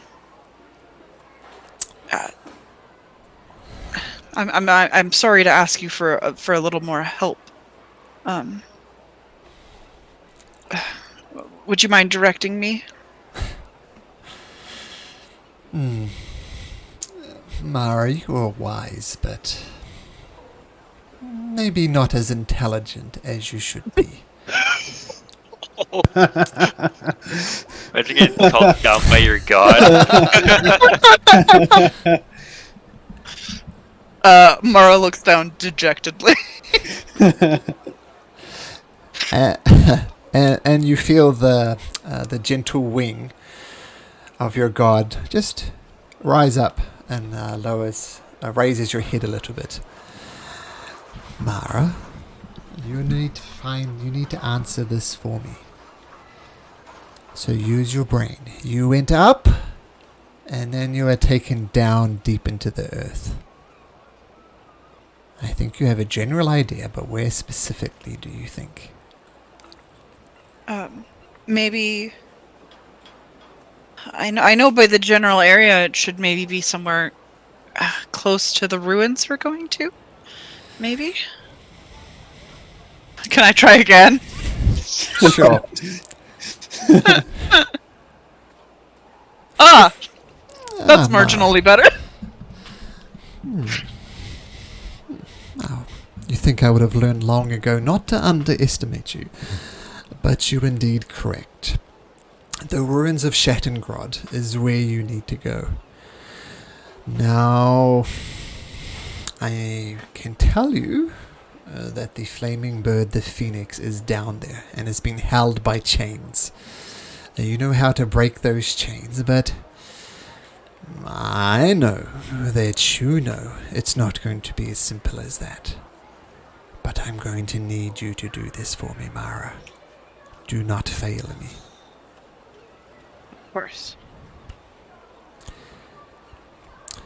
Okay, and with that, the avatar form of the Wayfinder, this massive magical owl, poofs out of conditions, and you blink as it disappears in a flash of light, and you find yourself lying back on your bedroll with Regal staring off into the distance as he is wont to do. Okay. I'm going to immediately sit up. I'm going to... I know this is going to sound weird. I'm going to try to channel divinity knowledge of the ages to Sure. quickly have proficiency with some sort of, like, I don't know, like artistry Okay. for drawing. Okay. And I'm going to open up my notepad, grab my pencil or pen or whatever I have, and attempt to draw out the area, the map, and the outfit that guy was wearing, and kind of as close in detail as I can. So you're drawing the person who looked at you, like his robes, his face, the whole deal? Yeah. Yeah, and the area, like the area that I've highlighted in blue, basically. Not necessarily the area that I highlighted, that is highlighted in blue, the area underground. Like, Okay. the layout of where everything was that I can remember. Okay. So your channel divinity gives you proficiency in a skill? Yep. Okay. A skill or tool. Okay, so you're going to... Well, let's draw the person first. So I guess this is a performance check, I guess? Let me just check. I'll look at a random character sheet. I think it could only be performance. Yeah, so make me a performance check, Mara, for the person. And is it possible to add guidance on top of this? Yes. Yes? Okay. This is something you're trying hard to get right, and you're calling on the Wayfinder to help you, so absolutely. I'm gonna lucky Wow. that.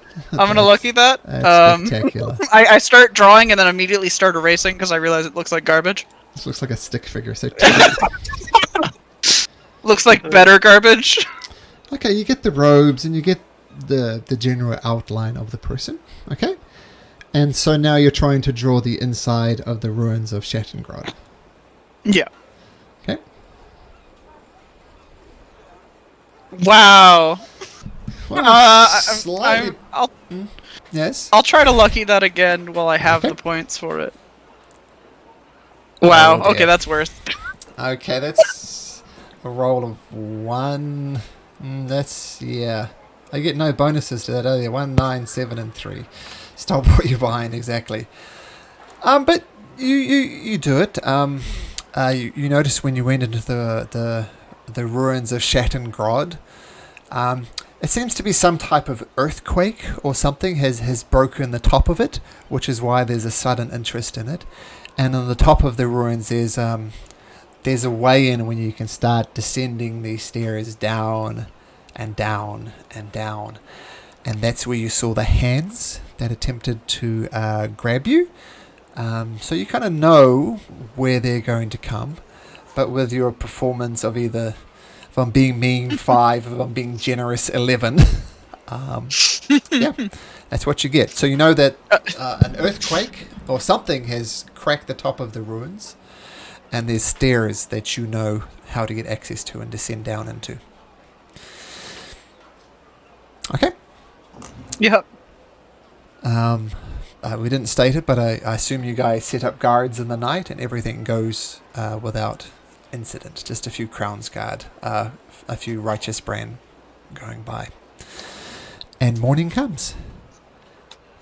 And just as an aside, I know there's been a lot of character lore dump at the moment. This is something I've had planned for Mara for a while. But Did really good, unfortunately, I don't mind it. I'm did just really saying good. that No, you we're guys headed south to the ruins of Shattengrod, which Mara was going to end up in from this vision. So there's been a lot of that, but as I think Mara said in the chat, this is kind of an RP heavy episode, which is always good to do once in a while. And with that, morning comes. No, it's been really good, Michael. I think you're good. It's okay. all the way through. Yeah. Well, everybody's had a moment, right? Mara had a moment. Regal had a slight moment there. Connell and Still having Akimek a mental breakdown right had a now. moment. I thought it was No, but funny it- how Connell, Regal laid his whole life out to VV about how he got kidnapped, and then an hour later, That was a lie. So, No, I liked all the character development stuff. So I mean, I'm seeing everybody else's is cool too. So no, this is cool. cool. Glad you like it. So morning comes, and Mara, you've been furiously drawing as best as you can. Do you do anything with your drawings? Yeah, I'm gonna take them over to Regal, Help me! and I'm gonna ask if any of this is familiar to him. Well, first of all, the map, nothing. But the thing you immediately notice is the robes are, without doubt, what are they called? The Cerebus Assembly. So they're part of the... Well, I assume you know what the Cerebus Assembly is, Regal, so why don't you explain... if you don't, I can explain it, but you can if you like. Cerberus Assembly is, I guess, kind of like you'd view it like the Senate of the Empire, but they're not working directly with the king and quite often working directly against him. They're kind of like the second head of the Empire in a way, and one that quite often bashes heads with the other one. Generally, they're the keepers of magic. Any magic shops they'll have generally like, yeah, is this a Rorschach test? But yeah, so they're like the I'd say the second pillar of government, and not all of them are upstanding citizens. And you can either make an insight check or a perception check. It's up to you. Well, they're both 0. You look at Mara's rather crude drawing. And as I said, very obviously dressed in the garb of the Cerebus Assembly. Even if Mara doesn't have coloured crowns, she explains the colours well enough. And you do actually recognise the figure. As she explains how this guy looked at her and kind of saw her, but kind of distant all at the same time. And Regal, I'm going to whisper the name to you. And if you don't know enough about this character, then I can do it for you, but you might. But you recognize it as...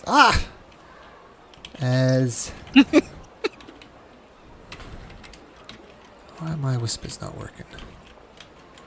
As Regulus. Oh, or should I be whispering to Damien?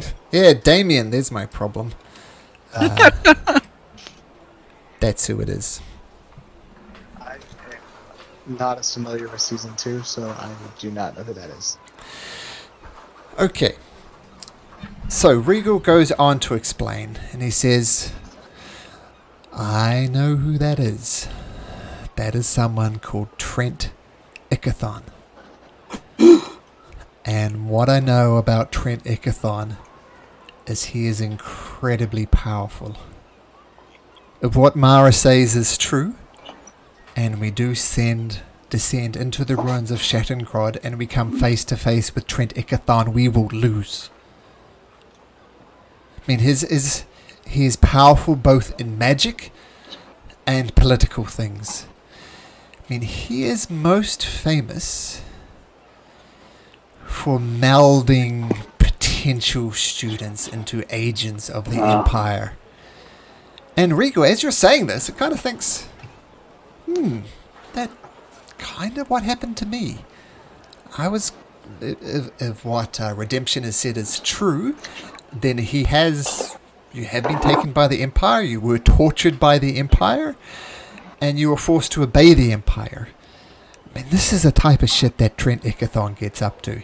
He takes people, shows great potential, and then he breaks them down into their base components, and then he builds them up again as loyal servants of the Empire.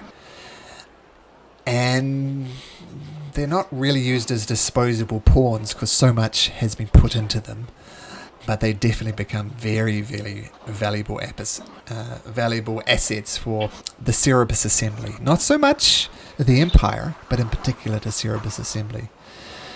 And so Regal saying, Trent Ickathon, he's a dangerous, dangerous man. So if we go down there and we come face to face with him, we will lose. We're talking Archmage level here. And back to you guys. Yeah, all that. So let's go. I'm playing. All right.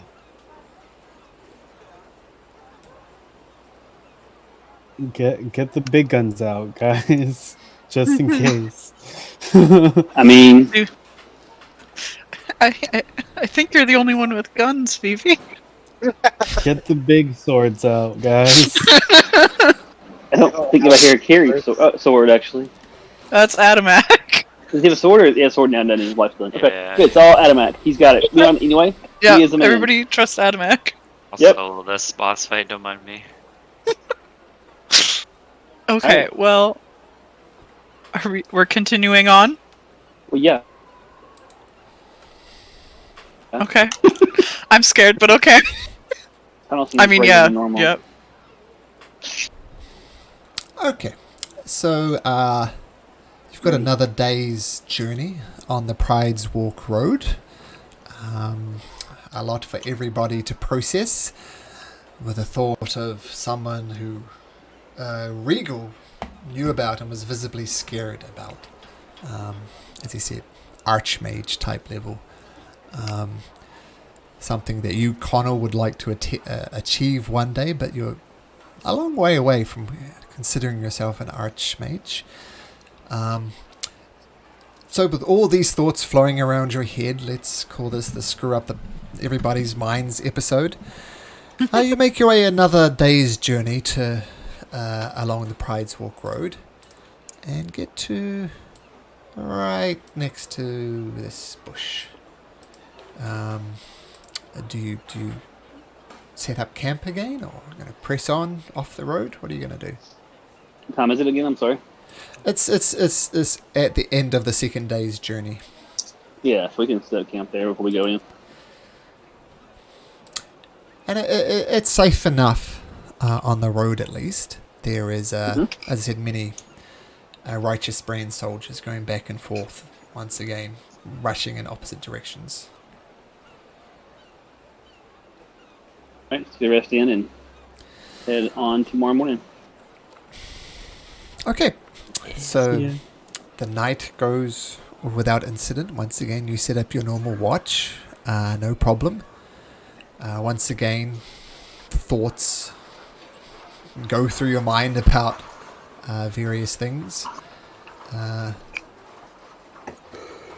Alright.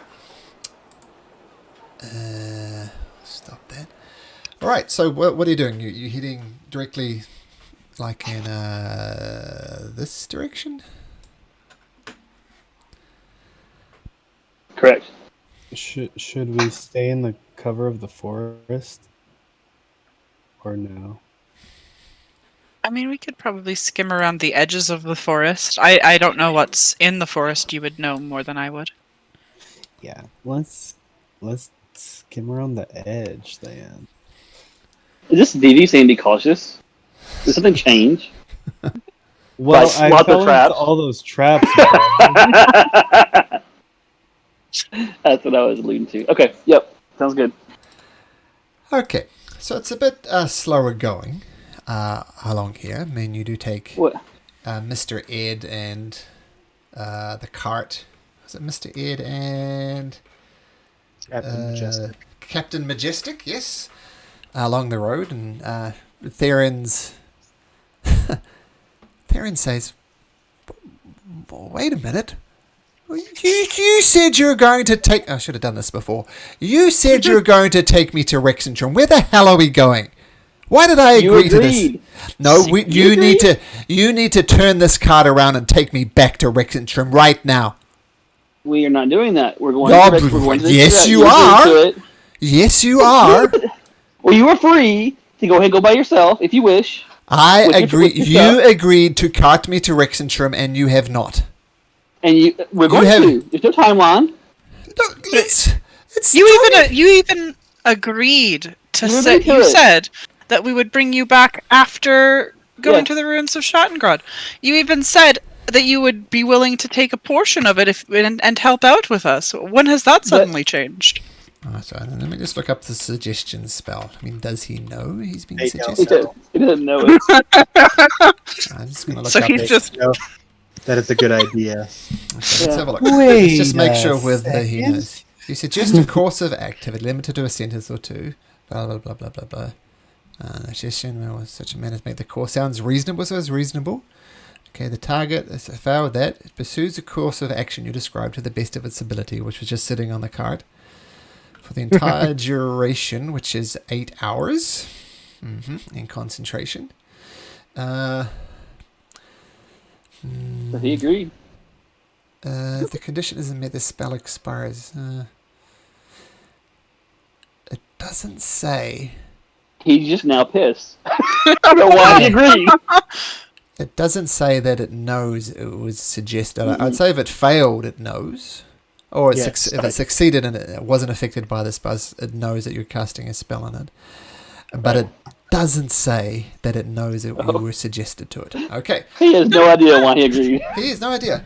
Look, I have no idea why I agreed to this, but quite frankly, if I don't get to Rexentrum, let's just say bad things will happen to me, so you need to take me to Rexentrum. Like, We now! will. We're already here No, now. no, so no, no, no, no. You are agreed. No, the quickest path is to turn back to Eurosa and go to Rexentrum. That is the quickest way for you to get me there, so turn this card around. You are free to go back by yourself if you wish. We'll let you have the contract. We'll be nice. You agree to be here, but we'll be nice. We'll be good. We'll be good to you and let you have the contract if you want. I need to get to Rexentrum. I paid you good money. You also agree to come here. Channel divinity, read thoughts. No, you can do it now, doesn't he? Does he get a wisdom saving throw? I think he Yeah, does, doesn't he? yeah. Let me make me a GM roll. DC 15, okay. Dang, you're so devious, Mara. Oh, I don't currently have that anymore, by the way. I don't have suggestion either, by the way, Mara. he I have it now. fails. Dang, he sucks. He rolled an 11 technically. It was 9 plus 2 and he rolled a 9, so 11. His surface thoughts are panic. Panic is the top of his mind, and he is concentrating on someone in Rexentrum.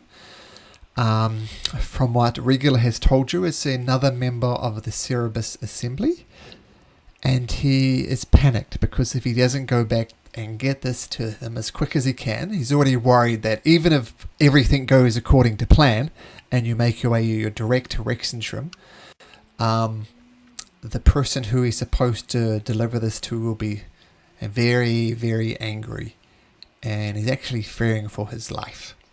If he doesn't get to Rexentrum, he fears he will die. So Okay, get me back! You need to be more specific. We can't help you unless you tell us what you are carrying. And that is my suggestion, Phil. He needs to tell us what he's carrying. Oh my god! Oh my god. All the plans are ruined.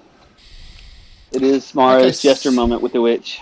Can you bring up suggestion? I just closed my window. It's probably easy if you just bring it up.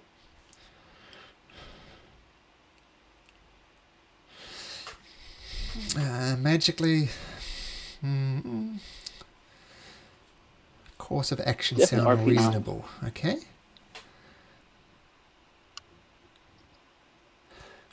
Okay, so you cast a spell, and I'll just pick up with what he's saying before, and you can make your suggestion as you do it. So get me back to Rexentrum, turn this cart around, get those damn dirty horses, go to Eurosa, carry on as we were before. This is wholly unacceptable. Okay, well we can't. You've agreed to do this with us. We can't help you unless you tell us what you're carrying with you and why it's so important. So tell it. Go make a suggestion with her. Yeah. So that's a suggestion. Yeah. Okay, he considers that reasonable because he figures that's the only way he could maybe convince you to go back to Rexentrum. And he says, fine.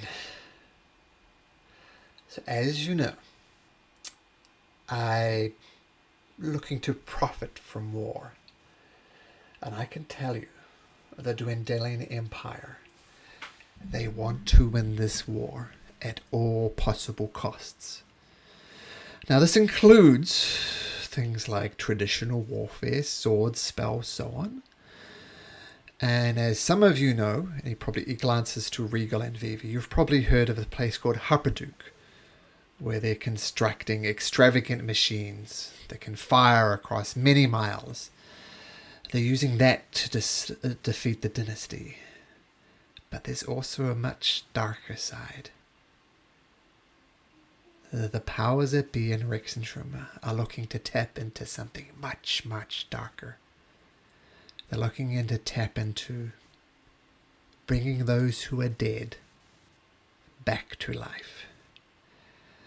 Now, this is not something the Cerebus Assembly, or indeed the Empire itself, has traditionally dealt with. But given the attack in Rexentrum and the blazing attack by the dynasty, they are angry and they want revenge. And they're prepared to raise an army of dead to do this. And with that, he takes this small chest out and he performs some simple incantation with his hands. So you see it, Connell, and you know it's not it looks like just a simple spell to disable the trap so you don't immediately fireball him. And he opens it up, and inside of the chest, a scroll after scroll after scroll. Magical scrolls upon magical scrolls. Hello. And he holds one up to Connell and says, Connell, do you know what this spell is? And you can make me an Arcana check if you wish to look, Connell. Of course. Come on, roll. Nice. Oh, super nice. While you know that these spells are well beyond you, maybe for not much longer, maybe, I can't remember where the spell is, but there are spells here that will raise the dead back to life. It will take a corpse and turn it into a zombie. It will animate skeletons, and there's just scrolls after scrolls about this type of stuff, and even more powerful spells than that to do with necromancy. And he says, so this was my cargo, was to bring this to Rexentrum, for them to start raising an army of the undead in their quest to defeat the Empire, to defeat the dynasty. And if I don't get back, they're going to kill me. Well, mean, well, what was your contract like? What was your timeline to get back? I'll put it this way. If we leave right now, turn this blasted cart around, travel through the night, just getting enough time to rest, we could maybe make it to Rexentrum in time. So, I've never done this before as an elf, but I do it now. I beg you, take me to Rexentrum.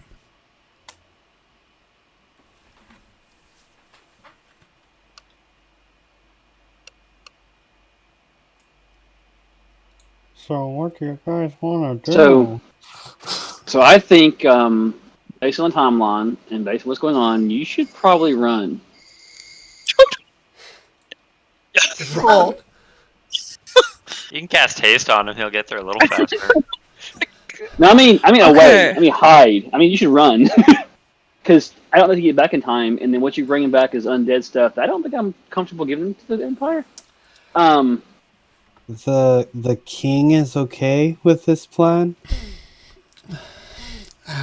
He knows. What sort of king agrees to this He You know, probably sort doesn't of know. plan? Like I said to He Regal probably before, doesn't know. the Cerberus Assembly is filled with a bunch of shady people. Well, I don't trust this at all. So can I cast message tomorrow without him hearing? Can I Subtly, bring up the just by message hand mouse check. for me? Yeah, that message. Hang on. So this is the one with the wire, right? Yeah. One round, and you may reply to this message. Yeah, you can make... I'll tell you what. His passive Okay, insight so- is based on wisdom, which will be 10, because he's DC. he's not wise, but he is intelligence. So Yeah. 10, you need to make a sleight of hand check and beat a 10. Or 10 or greater. Oh, something great. We'll see. Oh, look at that. 17. Yeah, so you cast it. Just Mara, do you have a suggestion left? If you do, I would cast it on him, tell him to run. You can reply this message. I don't want these getting back to them. Yeah, that's what I was saying. Tell him to run. We have him. Tell him to run away. As in, his life is not is forfeit. He cannot get back in time. He is screwed. He should run away and try to hide. And then we have the spells. They don't go back to him. If you have suggestions, I don't have suggestion left. I rechanged my spells ready for battle tomorrow, so I didn't raise suggestion anymore. So I can't do it. Did you suggest tomorrow? Oh, no, I couldn't hear that, huh? No. But Is he- anybody did he doing anything else say- in this meantime? Did he say the king was aware of this plan?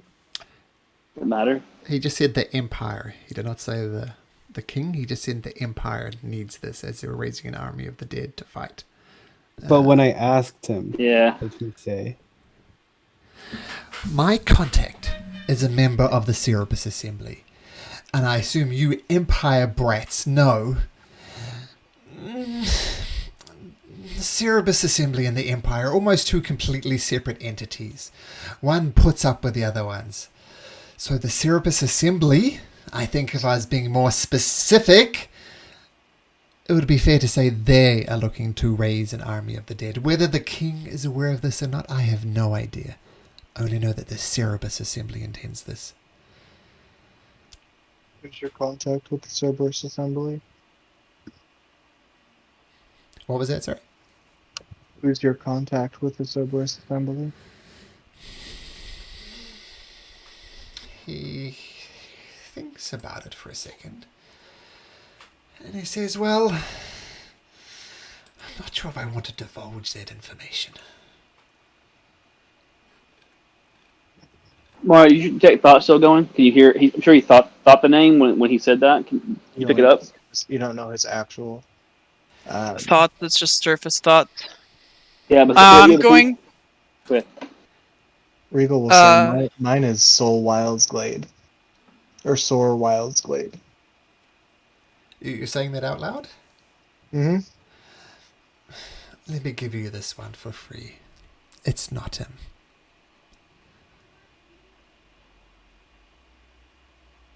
Very well. Well, So- I can do. Let's go. Turn this card around. Mara, I'm going to cast Suggestion. Now, let me look back at your channel divinity. That's ended. She has to actually cast. I have to. Yeah. Well, I mean, technically, I have another channel. I'm not gonna. Yeah, I'll. As they're speaking about, kind of prior to what everybody had just said, I'm going to do another read thoughts. Okay, so it gets another wisdom save. To see if I can catch the name or any sort of information at all. Oh, he rolls an 8. Well, he sucks, man. Well, he gets a +2 for this. And he rolled a natural He rolls 6. just about as well as I do. All right, so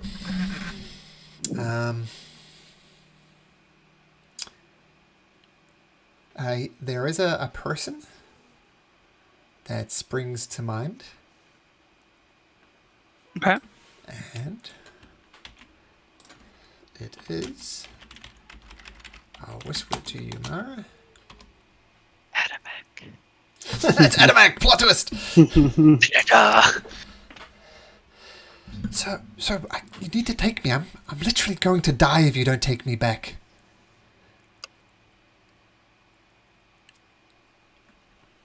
Mara?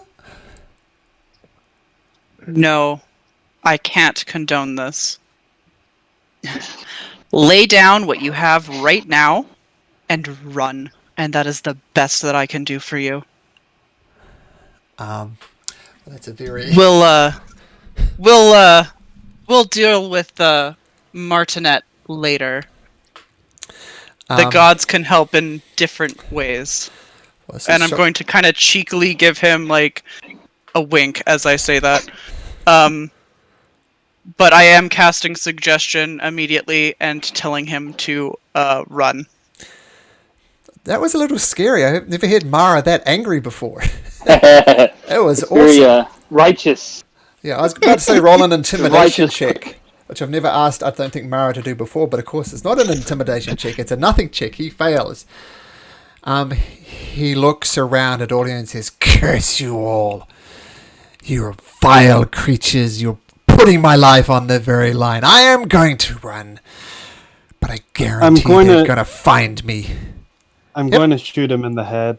No! What? Okay, roll to attack. Roll to attack, okay. Pistol. Poison pistol is what I'm shooting Ooh. with. Adamak is Oh, life- Lord! Okay, now let me just look up one quick thing. Yeah, all this Honestly, role-playing, you guys it finally pushed me to descended do this, I'm into sorry. Murder Hobo. Okay, sorry, I just got to look up one subtle rule here.